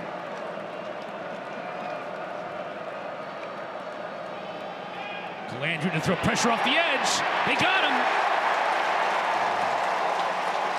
Avion Terrell from his cornerback spot on the blitz. Anthony Calandria, you see the huddle breaking. He's looking for someone. Wait. Let me got to figure out what's going on. They get lined up eventually, but Clemson's answer was A.J. Terrell. Look, they're in a condensed situation. We're going to just send our corner off the edge, and no one there to block Calandria. Block for Calandria, excuse me. Second sack of the game, and a second and short is suddenly a third and long, and Clemson's threatening to bring even more, and they do. A lot of pressure. Calandria gets it out to a receiver. Going to be shy of the first down, though. Terrell, after making the sack, in coverage on Green and forces him out of bounds. Fourth down. And you see Avion Terrell, he knows the situation, right? He knows, okay, I can let this guy catch the ball in front of me. Let me get in a good position to make a tackle, short of the line to gain. A.J. Terrell, his older brother in the NFL now, and talking with Dabo Swinney, he was kind of joking. He said, hey, we recruited A.J. to get Avion eventually. Young guy, came around here when he was back in middle school, but knew he was going to be a great player, and he is. A.J. recently signing a big $81 million deal with the Falcons. Big few days for the Terrell family. Clemson with the ball back, up 14. The emotion on the field, and well-deserved. I mean, Dabo Swinney talks about even the recruitment of C.J. Spiller was really the first time that Clemson dabbled in the lane of getting five-star recruits. Klubnik on first down does a great job of just throwing this one away as the pressure got to him. And when Dabo Swinney was an assistant, before he became head coach, and he was a part of the recruiting process for C.J. Spiller. And a lot of the coaching staff for Clemson just kind of had him off the board, right? You're from Florida. You're not in our 4-hour circle. We're not going to be able to get this 5-star guy. And Dabo Swinney said, look, why not? We can get him. Let me go and try. And that was the first 5-star first-round player that Dabo Swinney brought in, and that really changed the trajectory of Clemson's future. You can really pinpoint the moment, and it really all starts with C.J. Spiller. Now he's up on the wall forever where he should be. A couple of great plays by Ben Smiley, defensive end for Virginia, to start this drive, and it's set Clemson behind the chains a bit here, 3rd and 9. Yeah, defensive line for Virginia, whether it's Chico Bennett or Ben Smiley, they have been productive. Sends Brittingstool in motion. Virginia brings 4, so Klubnik has time. Finds Brittingstool. Looked like Maffa looked like he wanted to go up for it and thought, no, I got Brittingstool behind me, I'll let it go. 13 yards, first down. It looked like another overthrow from Cade Klubnik as he rolls out, and Ben Smiley again bringing pressure. You see the ball travels right over Maffa's head. Stellato almost had a huge play there. Shoestring tackle prevented it from being more than just 9 yards. Stellato shaking up a little bit on the play. Will come over and get looked at. Receiving core already without Tyler Brown and Bryant Wesco. Hoping Brown can come back after the off date, which is next week. Maffa lowers his shoulder, moves the pile for the first down. Wesco's missed today and last week. Again, hoping to have him back after this off date. Because they have Louisville right here on this field afterward. Louisville's embroiled in a huge one right now against Miami at home. But you know this game, Clemson and Louisville, in a couple of weeks is going to have big implications right here on this field. Clemson's got to get by Virginia first. Up 14 and moving once again. Klubnik's going to run it. Gets hit hard, but picks up about 5. Anthony Britton on the stop.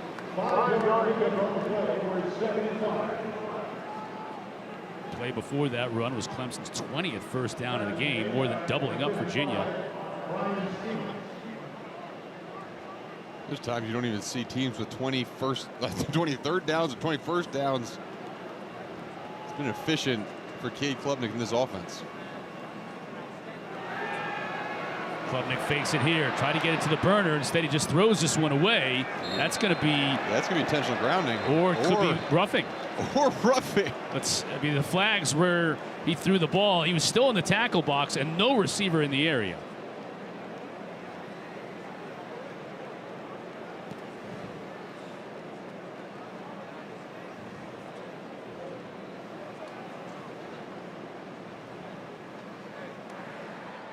There are 2 fouls in play, one by each team. Personal foul, roughing the passer. Defense, number 10, intentional grounding. Offense, number 2, this foul's offset, still second down. They were both fouls. Yeah, and he was in the tackle box, and when you extend this line directly back, I mean, he stays in that the whole time. They wanted to get it to Cole Turner at the bottom of your screen, but he was double covered, bracketed really well. Then you see the push on the end. Let's get a look at that roughing the passer maybe. Let's see it after this play. Basically just a do-over on second down. Williams. Oh, look at that move. And he's in the clear. He'll score. The 2 biggest plays of the afternoon. Williams on a pass play earlier, now on a 36-yard jaunt. I mean, you can do so much, and we've seen him lined up on the outside. We've seen him line up in the slot. This time he just lines up in a wing position, almost where a tight end would, and takes the handoff on the jet sweep. Just really good job by the blockers on the outside, and his speed too much for the safety to get there in time. And see Tony Elliott looking on as Clemson scores another one.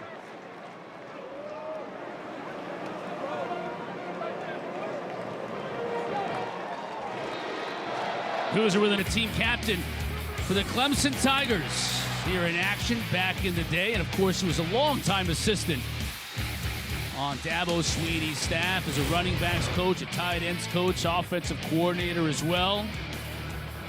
11 years as a coach.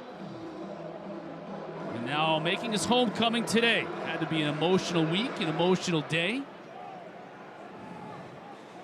And is hoping for a better outcome than we're seeing right now, but it's 31-10. His team has got to make something happen on the offensive end, or this game's going to get away from him quickly. Just outside the stadium here at Death Valley, you got all the co-captains, captains, and various teams over the years, and Tony Elliott's plaque back in 2003 when he was one of the captains on this Clemson team. There you see some of the things we were talking about. So close with Dabo for so many reasons, the two of them. And so you know it had to be an emotional time for him to come back, but he's focused on leading this team to a win, and it's been tough sledding offensively. But Brown's going to get a little room here on the outside. About 9 yards on first down. Coley, what's going on? You guys are talking about Tony Elliott, the Virginia head coach, and you know, when I talked to him earlier this week, he said that when he got to Virginia 3 years ago, he felt like he was moving too fast. He said that he was so used to what it took to build a championship program being here at Clemson so long that he kind of forgot that people in Charlottesville didn't quite yet know that same process, so he had to slow him down, build with patience, just like he did when he first started coaching here at Clemson, and he said that that has helped him grow as a coach and as a man. A 3-7 season in his first season, 3-9 last year, and this year obviously a much better start at 4-2 and 2-1 in conference play, but hoping to avoid a modest 2-game losing streak this afternoon after falling in a close game last weekend at home to Louisville. Calandria wants to go quickly now after a first down. Out of the backfield, that's pace, eludes a tackler inside the 40, gets out just about 34-yard line of Clemson. So, and Clemson again not lined up. I mean, they have not gotten the play communicated across the board, and none of the linebackers go to the flat with Kobe Pace. I mean, that is really the only time that Virginia has had success on offense is when they've caught Clemson not ready to play football. Just about all their explosive plays. That one 25 yards. Calandria in trouble here. Gets out of it somehow. Now he's going to try and hit his receiver on the sideline, and it's incomplete. How did Calandria escape that carnage in the backfield? Cade Denhoff was just that close to picking up the third sack of the day for this Clemson defense. Well, he almost got sacked 3 times in this one. And watch the wide receivers. They stop working. They stop working for their quarterback. I mean, there's only one guy trying to run the scramble drill for Calandria. You have got to continue to run your routes and get friendly to the quarterback if you want to come back and win this football game. Incomplete pass on that first down. Not the worst thing that could happen to Virginia, but look at Calandria here. Now he loses the ball, and Clemson picks it up. Trey Williams picked up the loose ball, and it's a big turnover for the Tigers near midfield.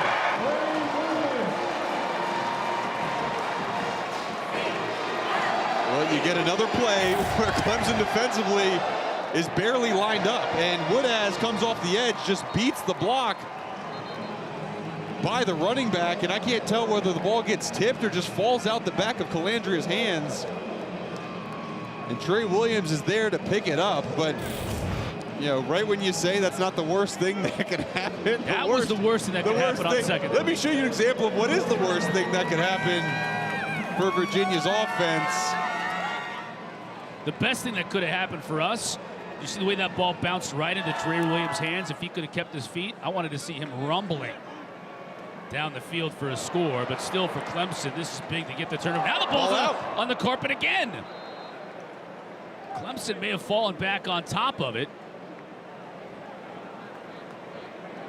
It did. I think it was Harris Sewell. It was.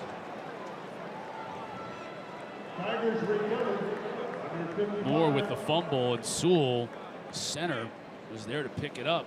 Chico Bennett looked like he was the one who knocked it away initially from TJ Moore. So Clemson fortunate to fall on it. Fake to Haynes. Klubnik quickly out. Too low. Falls incomplete. Trying to get it to Adam Randall. I don't know whether it's something with the RPO type read where he gets that ball out in the running back's chest and then pulls it back. But there's a few times coming off of that run action where Cade Klubnik has not gotten his feet set where he can deliver a catchable football to his wide receivers.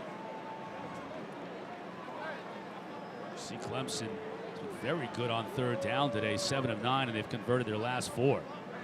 Now they bring Haynes back into the backfield. Klubnik looking his way, swings it out to him. Gets it close to that first down. He's going to be a little shy. Kendrick Smith tracked him down, but I gotta think in this situation, in this part of the field, they're going to go for it. And it looks like they will.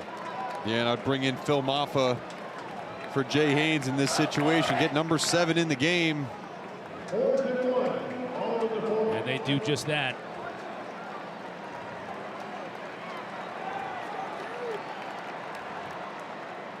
Fake to him, they're going to throw it wide open. Picked up by the tight end, Pat Henry, and he'll score easily. What a day for Olsen. Pat Henry, his second touchdown, this one 40 yards in length.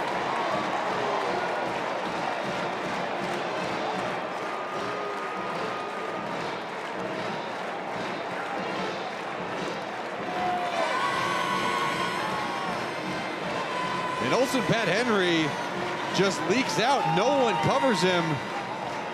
The entire defense get lost with their eyes in the backfield, and he just leaks out with no one responsible for him. Everyone sells out for the run, and couple options for Cade Klubnik to hit his wide open targets. Olsen Pat Henry scoops it off the ground and brings it in for 6. 3 straight drives ending in touchdowns for the Clemson Tigers. They have blown this game wide open.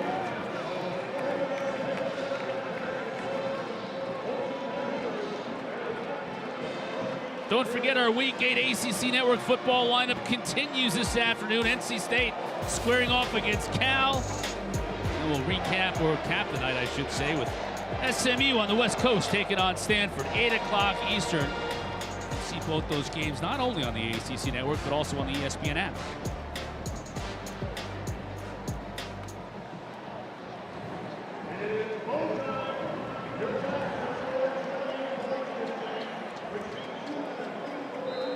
Well, the sophomore from Naples, Florida, I feel like he's making a little bit of a statement to us today to say, let's add maybe my name to that long list of great tight ends that Dabo has had here at Clemson. I'm next. It goes to show, too, how Garrett Riley, kind of the air raid lineage of his history, how he incorporates tight ends into this game, right into the running game and the passing game, kind of a deviation from that Mike Leach, Hal Mummy coaching tree. Long and extensive coaching tree that you mentioned. Garrett Riley, having played at Texas Tech under Mike Leach, won the Broyles Award as the offensive coordinator at TCU back in 2022 before coming here and joining Dabo a couple of years ago.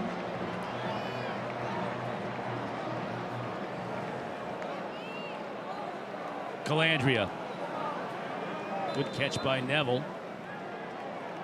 Look at what Virginia has done. I should say Clemson got a flag. This one came in late again. Man, we've seen a lot of not only flags, but a lot of late flags today. So offensive defensive line battle is getting aggressive. After the play was over, personal foul, unnecessary roughness. Defense number 15. 15-yard penalty added to the end of the play. Automatic first down. Number 52 may remain in the game as his helmet was removed as a result of the penalty. And that's Jaheim Lawson. This was really kind of a back and forth one. Jaheim Lawson was going against Mikhail Boley. Now you see what Virginia has done in their last 5 drives. Those are all since that interception led to a quick 7 points. This has not worked out very well for Virginia offensively. This Clemson defense has really stepped up. You look at the time of possession there too. No drives over 3 minutes. This is still a fresh Clemson defense. Now that 15-yard penalty gives him a little bit of relief at midfield. Calandria has all kinds of room here. Sidesteps the defender. Ultimately gets about 7 yards. DeMonte K part of the tackle. Good to see 19 in orange back in there after he was shaken up. Oh, you cannot feel good to get landed on by DeMonte Capehart. Watch how Calandria jumps back. Oof. I mean, that's a lot. I mean, that's a 320-pound guy landing directly on top of you. On a 180-pound quarterback who he like leapt into his arms. Yeah. Pace. And the former Clemson Tiger just a little bit shy of picking up the first down.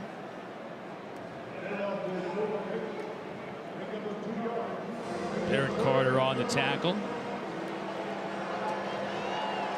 Virginia wants to go quickly. Will they get another snap off before the end of the third quarter? They do. They're not going to get much out of it. We'll have to see where they mark it. As the clock is going to wind down, we may have to wait until we get to the other side of this break before we find out. Territory and a fresh set of downs. Calandria fakes it to Pace. He stays in the block, going up top. Has Malachi Fields. He'll catch it and score. Well, that's the first step. How about that play by Anthony Calandria? They have not been able to complete any downfield this game to Malachi Fields. This time Malachi Fields, the lineup in more of a bunch set. He's towards the top, becomes in the slot after the tight end motion, and he's working on Barrett Carter, the linebacker. That's a mismatch. And Anthony Calandria finds him. This Virginia team, they have had 2 fourth-quarter comebacks so far this year against Wake Forest and Boston College. They know how to score points in the fourth quarter, and that's a way to try to start this comeback. 44 yards, Calandria to Fields. It's the first big explosive really all day for Virginia. Women's sports, they take over every Sunday on the ACC network. We're going to start at noon tomorrow with a soccer doubleheader. 25 Cal against Louisville, then number 25 Notre Dame against number 6 Stanford. We're going to cap off the day with volleyball, Duke and Virginia Tech at 4 o'clock Eastern. ACC women's volleyball is outstanding. One of, if not the best conferences in the country.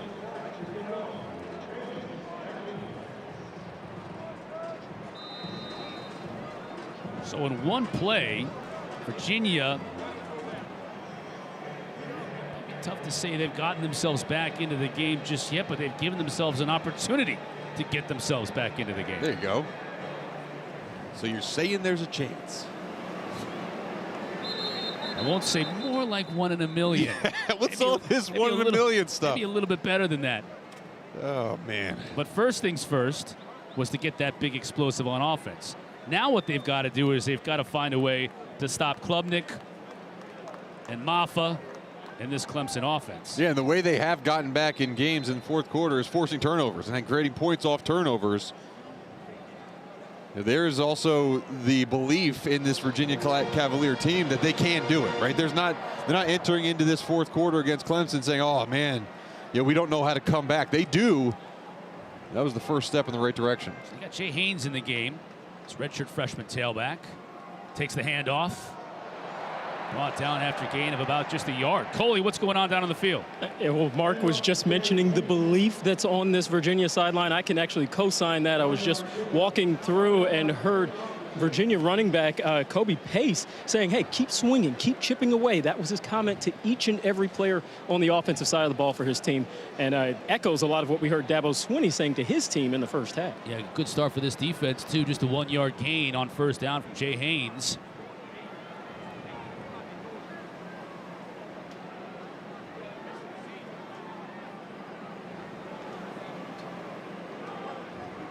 Again, they give to Haynes. Sanker on the tackle as those two just met up. Irresistible force of the immovable object, 6 yards for Haynes. The hole opens up on the left side, but Jonas Sanker just comes and fills it. Still a pretty good gain for Jay Haynes, the redshirt freshman running back. But brings up a third down.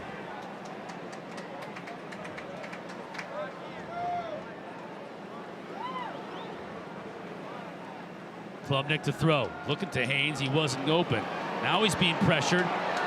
Tucks it and runs with it, though. First down and more. This is one of the issues with the fire zone type pressures that John Radzicki wants to do. You see the defensive end on the right side. That's Ben Smiley dropping off in coverage, and he has quarterback contain when contain is needed. Cade Klubnik just too fast for the defensive end to catch him. Pitch to Haynes, flag down. Haynes gets banged out of bounds by Sanker, just inside of Virginia territory, but let's check the marker.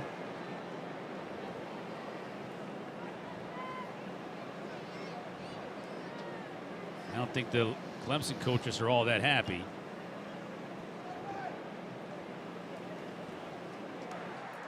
Illegal shift. Offense. 2 players were both in motion and not set prior to the snap. 5-yard penalty. Still first down.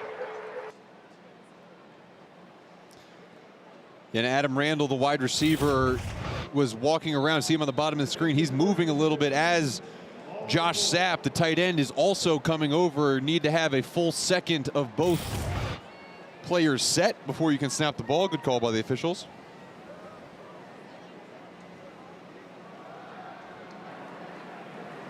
Really working this running game in the middle of this field right now. Testing the center of that Virginia defense. Even after the penalty, picked up about 4. Second down and 11. They really like Haynes. Played a little bit last year before getting hurt. The redshirt freshman out of Roanoke, Alabama. There's a big play here on second down. If they can get Clemson in 3rd and long situations, have a chance to get the ball back with pretty good field position. Now Klubnik to throw. Over the middle. Incomplete. Pass was low.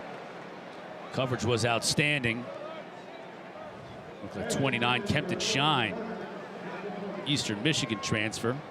Veteran, made 40 starts for Eastern Michigan before transferring to Virginia in the offseason. So 3rd and 11. And Ben Smiley and Terrell Jones, the 2 rush ends, come into the game, as Virginia will have 4 defensive ends as their defensive linemen. Look for twist games up front, trying to get some pressure on Klubnik on this 3rd and long. Clemson 8 of 11 on 3rd down. Klubnik gets rid of it. First down. Stellato got hammered. Got him before he got to the first down marker. That was Trey McDonald. Stellato made the catch. Looked like he was going to get there, and then Trey McDonald lowered the boom, so it's 4th and 2. Man, Trey McDonald in for James Jackson. Watch number 8. Bam! And then Jonas Sanker hits him high. Good clean hits by this defense. And on 3rd and 1, you see Peter Woods, the defensive end, check in the football game. You also got Capehart, DeMonte Capehart in the game, defensive tackle. This is their short yardage package.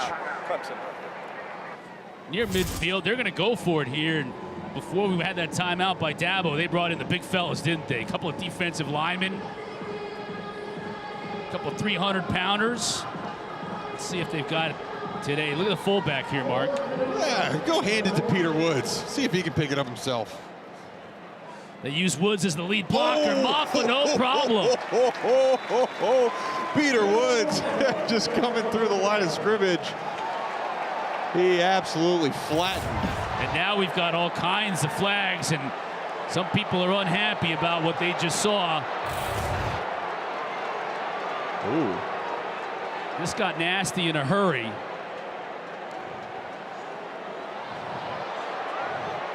Coaches are out there trying to keep these teams separated. Ben Smiley is hot.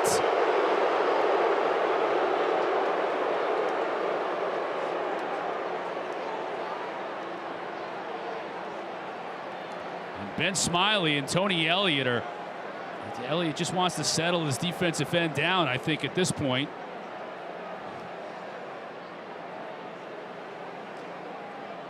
Yeah, you can see Elliott. I know, I get it, I got you, but you got to settle down right now. Keeping him from going back onto the field. After the play was over. Flagrant personal foul. Defense, number 10. 15-yard penalty added to the play.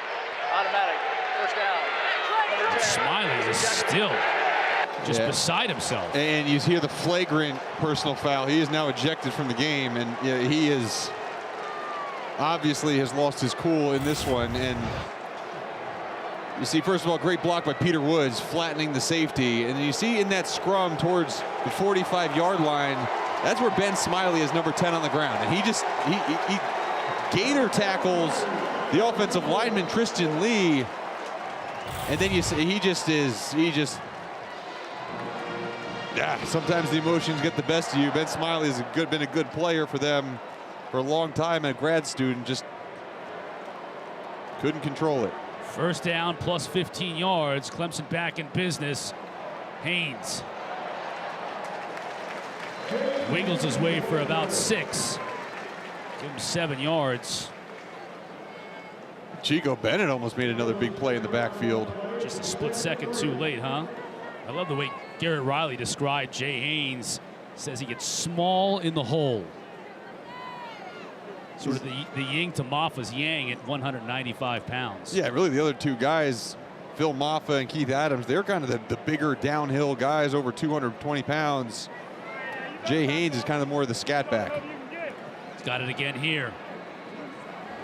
He needed to get even smaller in the hole that time. Had absolutely no room to run. Picks up a yard.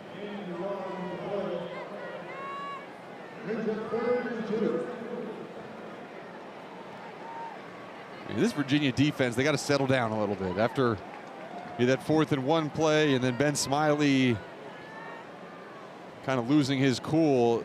This defense, they have a big chance right here on 3rd down to hold Clemson to a field goal, and if they want any chance of coming back in this game, it has to be done right here. Clemson on yet another 10-plus play drive. First down and more. Jay Haynes finally knocked down at the 7. 1st and goal after a 9-yard carry. They want to get Jay Haynes more involved in this offense, and what better way than to have a big lead and be able to hand him the ball in critical moments. You know, critical 3rd down and 3 earlier in the drive, and they're continuing to let Jay Haynes play in this situation.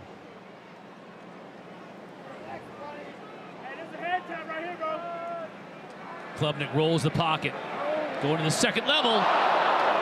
Just a little bit out of the reach of his receiver. And Josh Sapp starting that tight end position on the left side, gets leverage. Klubnik just not able to get the ball out in front enough. I think he lost it. I think he lost right it too. Into the sun. He's looking right into the sun from that corner. I don't even think he saw it coming.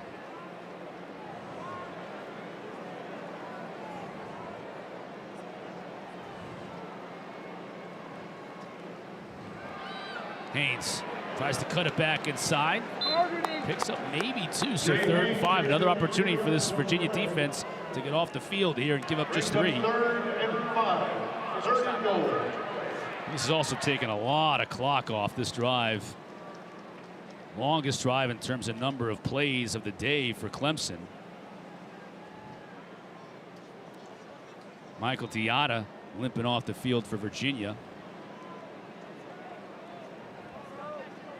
And 3rd down, they bring Brenningstool and Stellato back in the game. It's 9 and 10 respectively for the Tigers. Then you got the big fella Adam Randall down here at the bottom. So you have kind of your 3 top targets over to the left side of the screen with Brenningstool, Williams, and Stellato. Looks like a one-on-one opportunity for Randall at the bottom. Now Williams comes in motion to join him. Klubnik to throw. Looking that way. Tries to go to the corner. Just couldn't quite get it to Randall, who was covered really well by Kempton Shine on the play.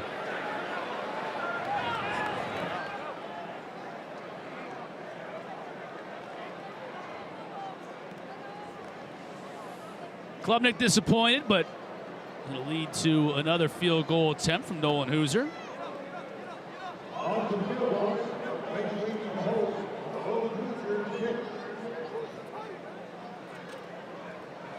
Already connected from 29 yards earlier. This one from 22. Clay Sweeney on the hold, and holding Kaspersen. The all-ACC long snapper with the perfect snap, perfect hold, perfect kick. 41-7. Who have the ability to win all those games. If you looked at their remaining schedule compared to some of the other teams, like a Pitt, for example, SMU really gets the nod in terms of the most manageable of all those schedules. Got to start tonight, though, after a long road trip. Not as long for them as for some ACC schools, but still got to go out to the Bay Area to take on the Stanford Cardinal. Yeah, we look at Clemson going forward. Really, they just have 3 ACC games left. It's Louisville, Virginia Tech, and Pitt. And they'll finish the season with the Citadel and South Carolina, which none of those matter for the ACC championship standing. So with a win today against Virginia, they have 3 more times that they can get wins, and then the last 2 weeks of the season are going to be kind of for the ranking, right? The ranking position, because you don't have to win the ACC championship game anymore to go to the playoffs. You can be one of those top 12 teams, and they probably will be if they win out and then end up losing to a Miami or someone in the championship game. Yeah, you saw all those undefeated and one-loss teams. Calandria is going to be sacked again. Coming in untouched, the freshman, Sammy Brown. Sammy Brown, one of the top recruits of this past class out of Commerce, Georgia. He won the high school butt kiss award. And he has not played a ton for Clemson, but when he's been in, I mean, I don't know whether they're schematically just teeing up sacks for him or TFLs, but he has found his way to get plenty of them. Look at that speed. He was shot out of a cannon into the backfield and untouched.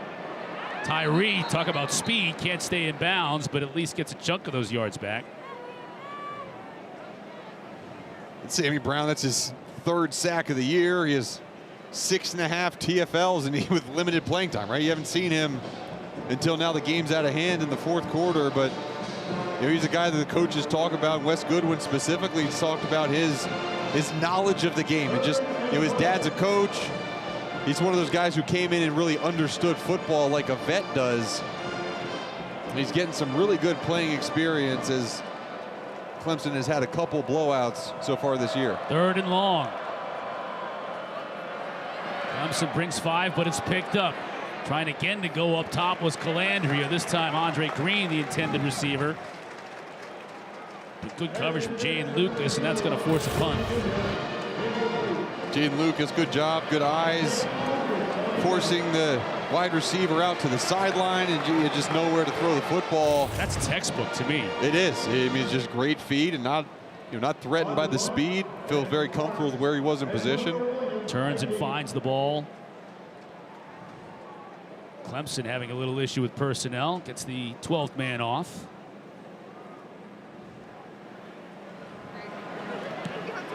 Sparks with another good kick. Williams is going to catch it at his 22. Tigers back with the ball and the big lead here in the 4th.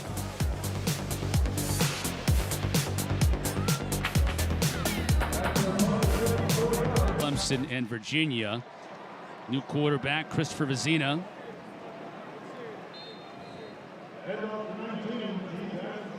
That's going to be the end of the day for Cade Klubnik. He, Maffa, and Williams, the three-headed monster on this offense for Clemson. All solid days. Yeah, all good days. And Cade Klubnik with the one mistake, the interception he threw, just really didn't even see Cam Robinson, the linebacker, but see the consistency. No one really had the wow game. No one had the big stat game, but Cade Klubnik spread the football around to his different wide receivers. Good day for him. Good look at Vizina. Freshman out of Birmingham. Hey, the one thing that, talking to Dabo Sweeney and Garrett Riley after this game, I'm sure what they're going to talk about is some of those missed play opportunities. The Jake Brenningstool getting back down behind the defense for Virginia a couple times, not being able to find him. And those are things you can learn from much better when you have a lead like this, and all direction looks like they're going to win this game, and you can teach your quarterback off that. But that's 2 weeks in a row where they've had Jake Brenningstool behind the defense. They haven't been able to find him with the football. Pass over the middle, complete. Will only net a couple of yards, and it'll bring up 4th down. Myson Kelly on the catch. So some Clemson players getting some time. Kelly, the true freshman out of Central South Carolina.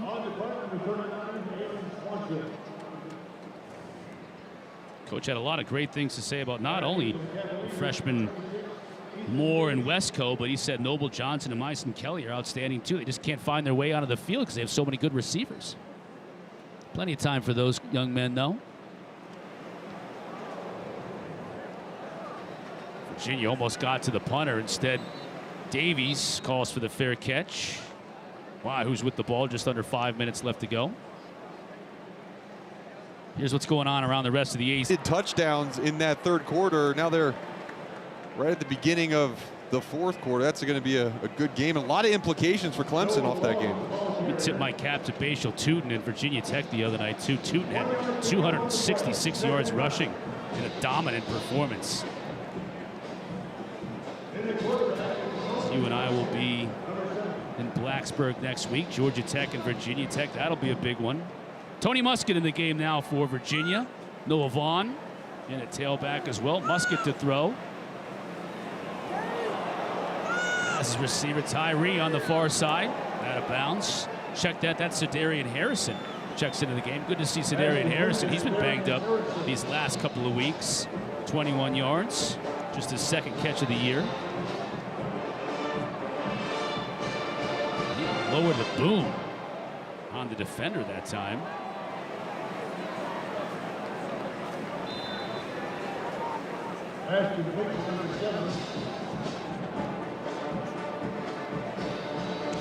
Tyler and Coleman.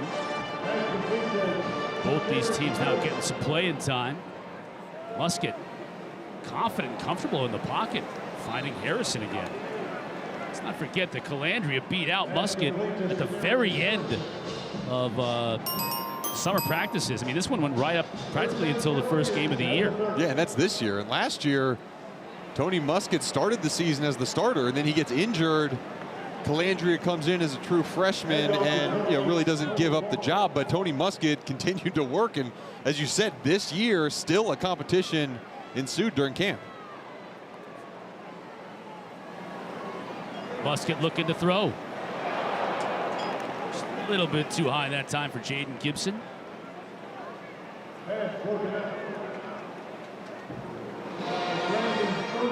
Muskett, the senior from Springfield, Virginia. Originally started his college career at Monmouth before making his way to the University of Virginia.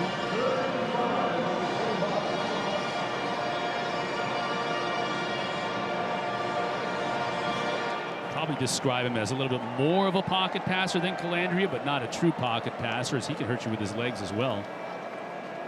Pressure off the edge. Does a nice job of getting it to Vaughn, his running back, inside the 15. Pushed out of bounds at the 12. You get some backup linebackers in here, just with poor eyes. Got to be able to find that running back. Good job of getting it out in the swing pass for a big gain. For those that are interested, Miami just scored another touchdown. Now they're going up 45-38 on Louisville. That's going to change. Kobe Pace picking up another couple of yards here in his return to Clemson. It's going to end in disappointing fashion for he and his Cavalier teammates.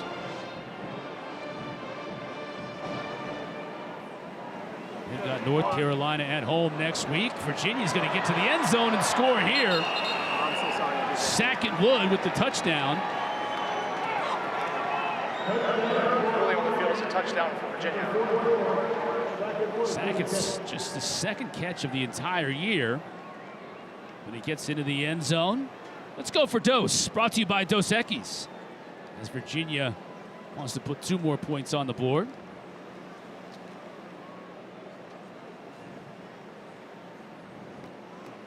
Good situational work here for Tony Elliott and his staff. Some of the younger players, some of the backup players. Marching the ball right down the field and then going for 2.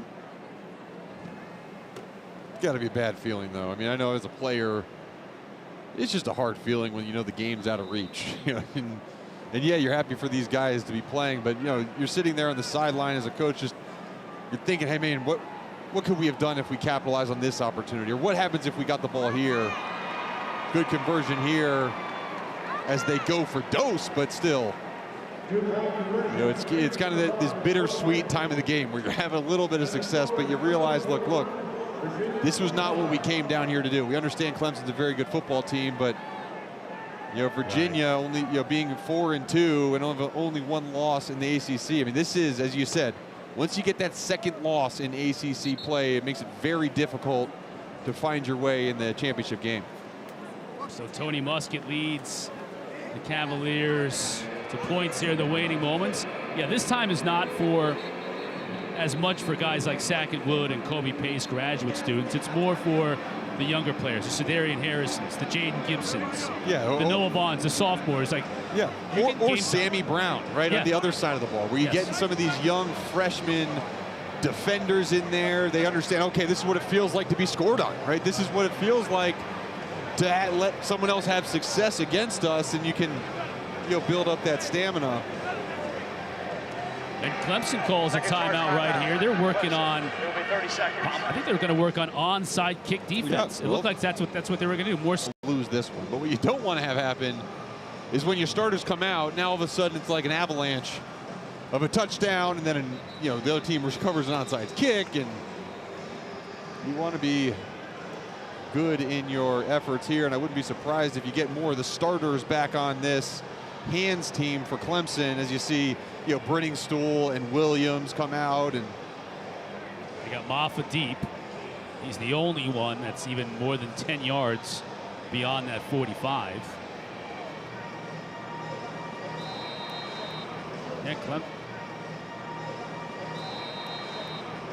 Clemson figures there's going to be a time when we're only up 7 with 2:11 to go. Clemson figures there's going to be a time when we're only up 7 with 2:11 to go. We got to work on this.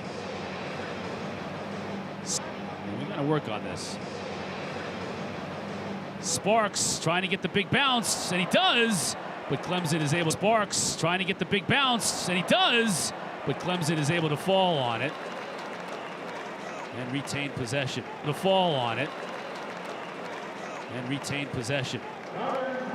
Ronan Hannafin, it looked like, was able to fall on it. Defensive back. Good kick by Sparks. Defensive back. Good kick by Sparks. That last bounce just rode up the Clemson receiver. Watch this. Watch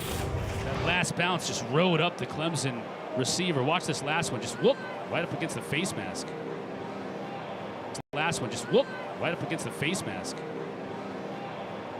Yeah, that's what if you're the frontline guy, and Olsen Pat Henry was that.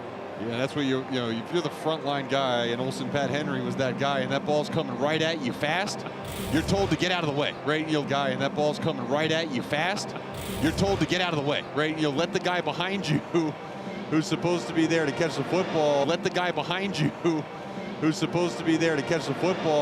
that catch.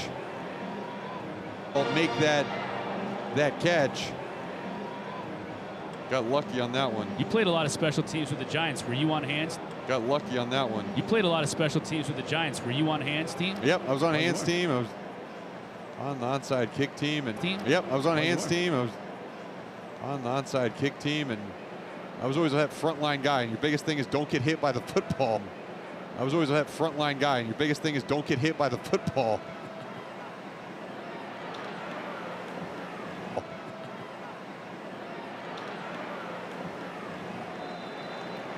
Keith Adams, the hammerhead, as they call him, on the carry, picks up 4. We're at the 2-minute timeout. We're at the 2-minute timeout. Streaming live on the ESPN app.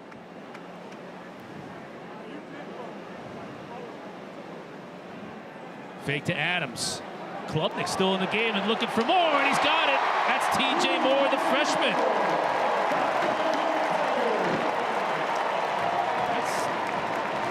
Perplexing. Hey, you have Dabo Swinney. He never just tries to just run out the clock. Here he goes for the big one. TJ Moore.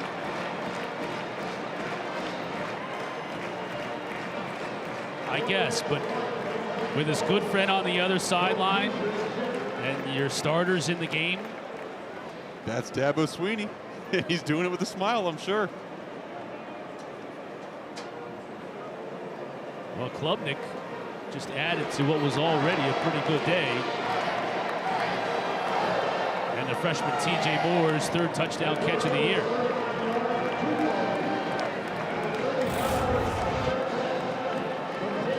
Here at the bottom of the screen, just a little Zin motion and one-on-one matchup. I mean, you get one of your top wide receivers working against the true freshman Ethan Minter. It's just a mismatch with a free safety trying to cover TJ Moore. Cade Klubnik sees it and adds more points. Take a 23-point lead. That play was very important for some people out there. Yep, I was about to say. If you don't know what we mean, then that's fine.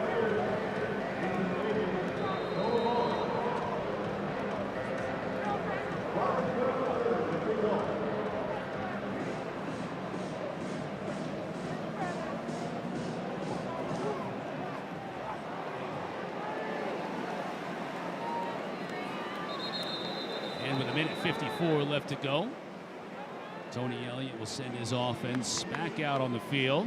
Last time out, backup quarterback Tony Muskett led a very fruitful drive downfield for the score.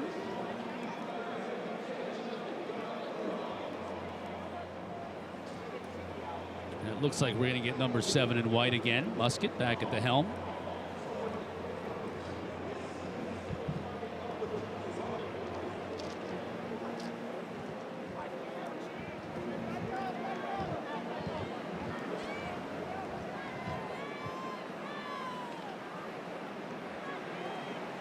Muskett to throw, has time.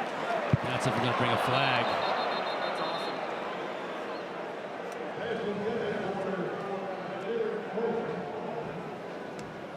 Pass interference. Defense number 23. That rule the ball be placed at the spot of the foul.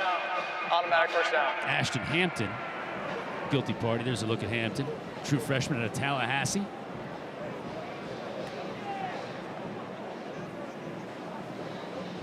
His dad Alonzo, he's the head coach at Arkansas Pine Bluff. He has a background of football in his family. A lot of that here at Clemson, isn't there? A lot of younger brothers that played where their older brothers played here. A lot of kids whose dads are coaches. Muskett has a receiver wide open. Davies makes the catch. He'll score.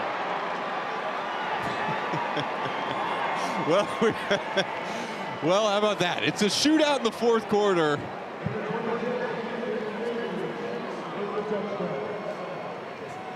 This is going to be a very high-scoring game.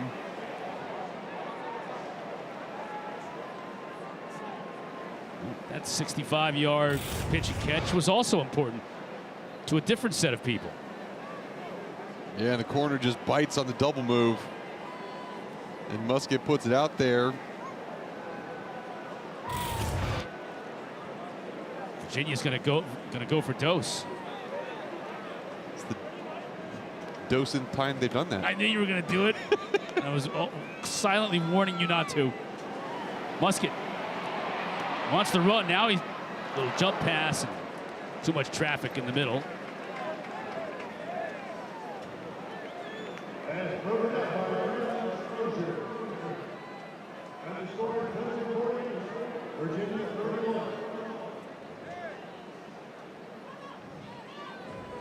Both of these offenses were keeping it close to the vest really all game long. Very few explosive plays, and then in the last 5 minutes we've had a number of them.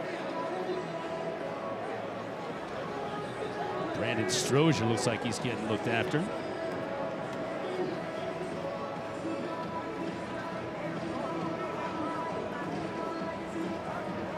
And again, for Strozier, another true freshman, or excuse me, redshirt freshman out of Lovejoy, Georgia. And again, You know, he knows what it feels like to get beat on a double move, right? You mess one of those up in a game and you see it on film, you say, hey, I'm never going to get beat on the slant and go again. Another onside kick. This time, that's exactly how Clemson would draw it up with the hands team. Olsen, Pat Henry continues his wonderful day here in the sun. Take a look at who Clemson has coming up. Got an off week. And then what promises to be a big one here. I don't know what the outcome of that Louisville-Miami game is just yet, but they're in a barn burner right now. 45-38, Miami's on top. At Virginia Tech, not easy. At Pitt, they're unbeaten right now. Several tests still on the board, and let's not forget about South Carolina. Gamecocks to end the year. That one is always a big clash when these two teams get together. Battle for the Palmetto State. Adams, that's why they call him the Hammerhead.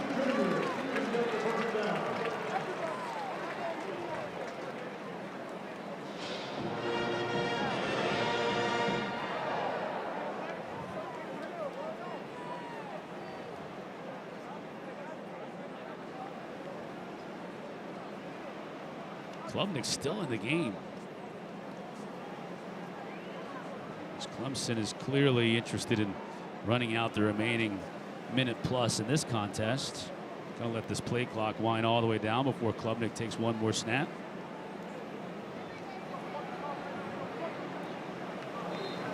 It's on Adams. And another flag comes. Adams and McDonald met in the hole. That was a big collision.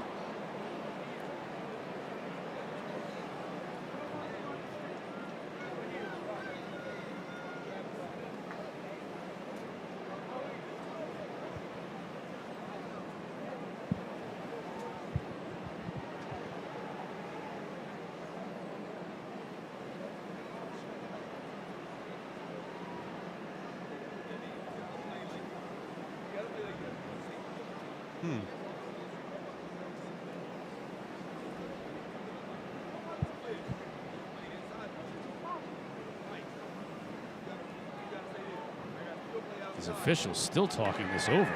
After the play was over, sportsmanlike conduct. Offense, number 74, his first of the game. 15-yard penalty. This includes a 10-second subtraction. Please reset the game clock to 44 seconds. Game clock will start on my signal. Call goes against Marcus Tate, starting left guard.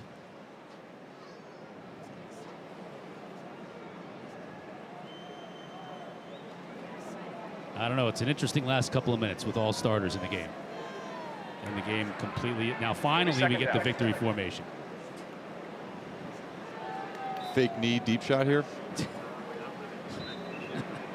I mean, Klubnik is still in the game.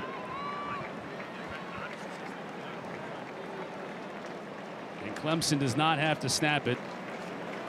And they won't.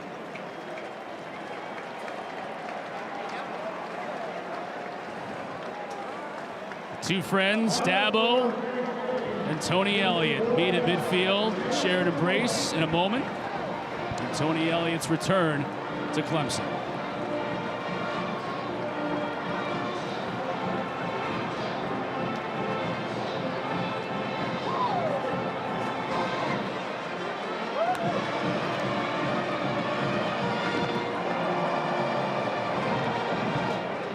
(48-31) our final score.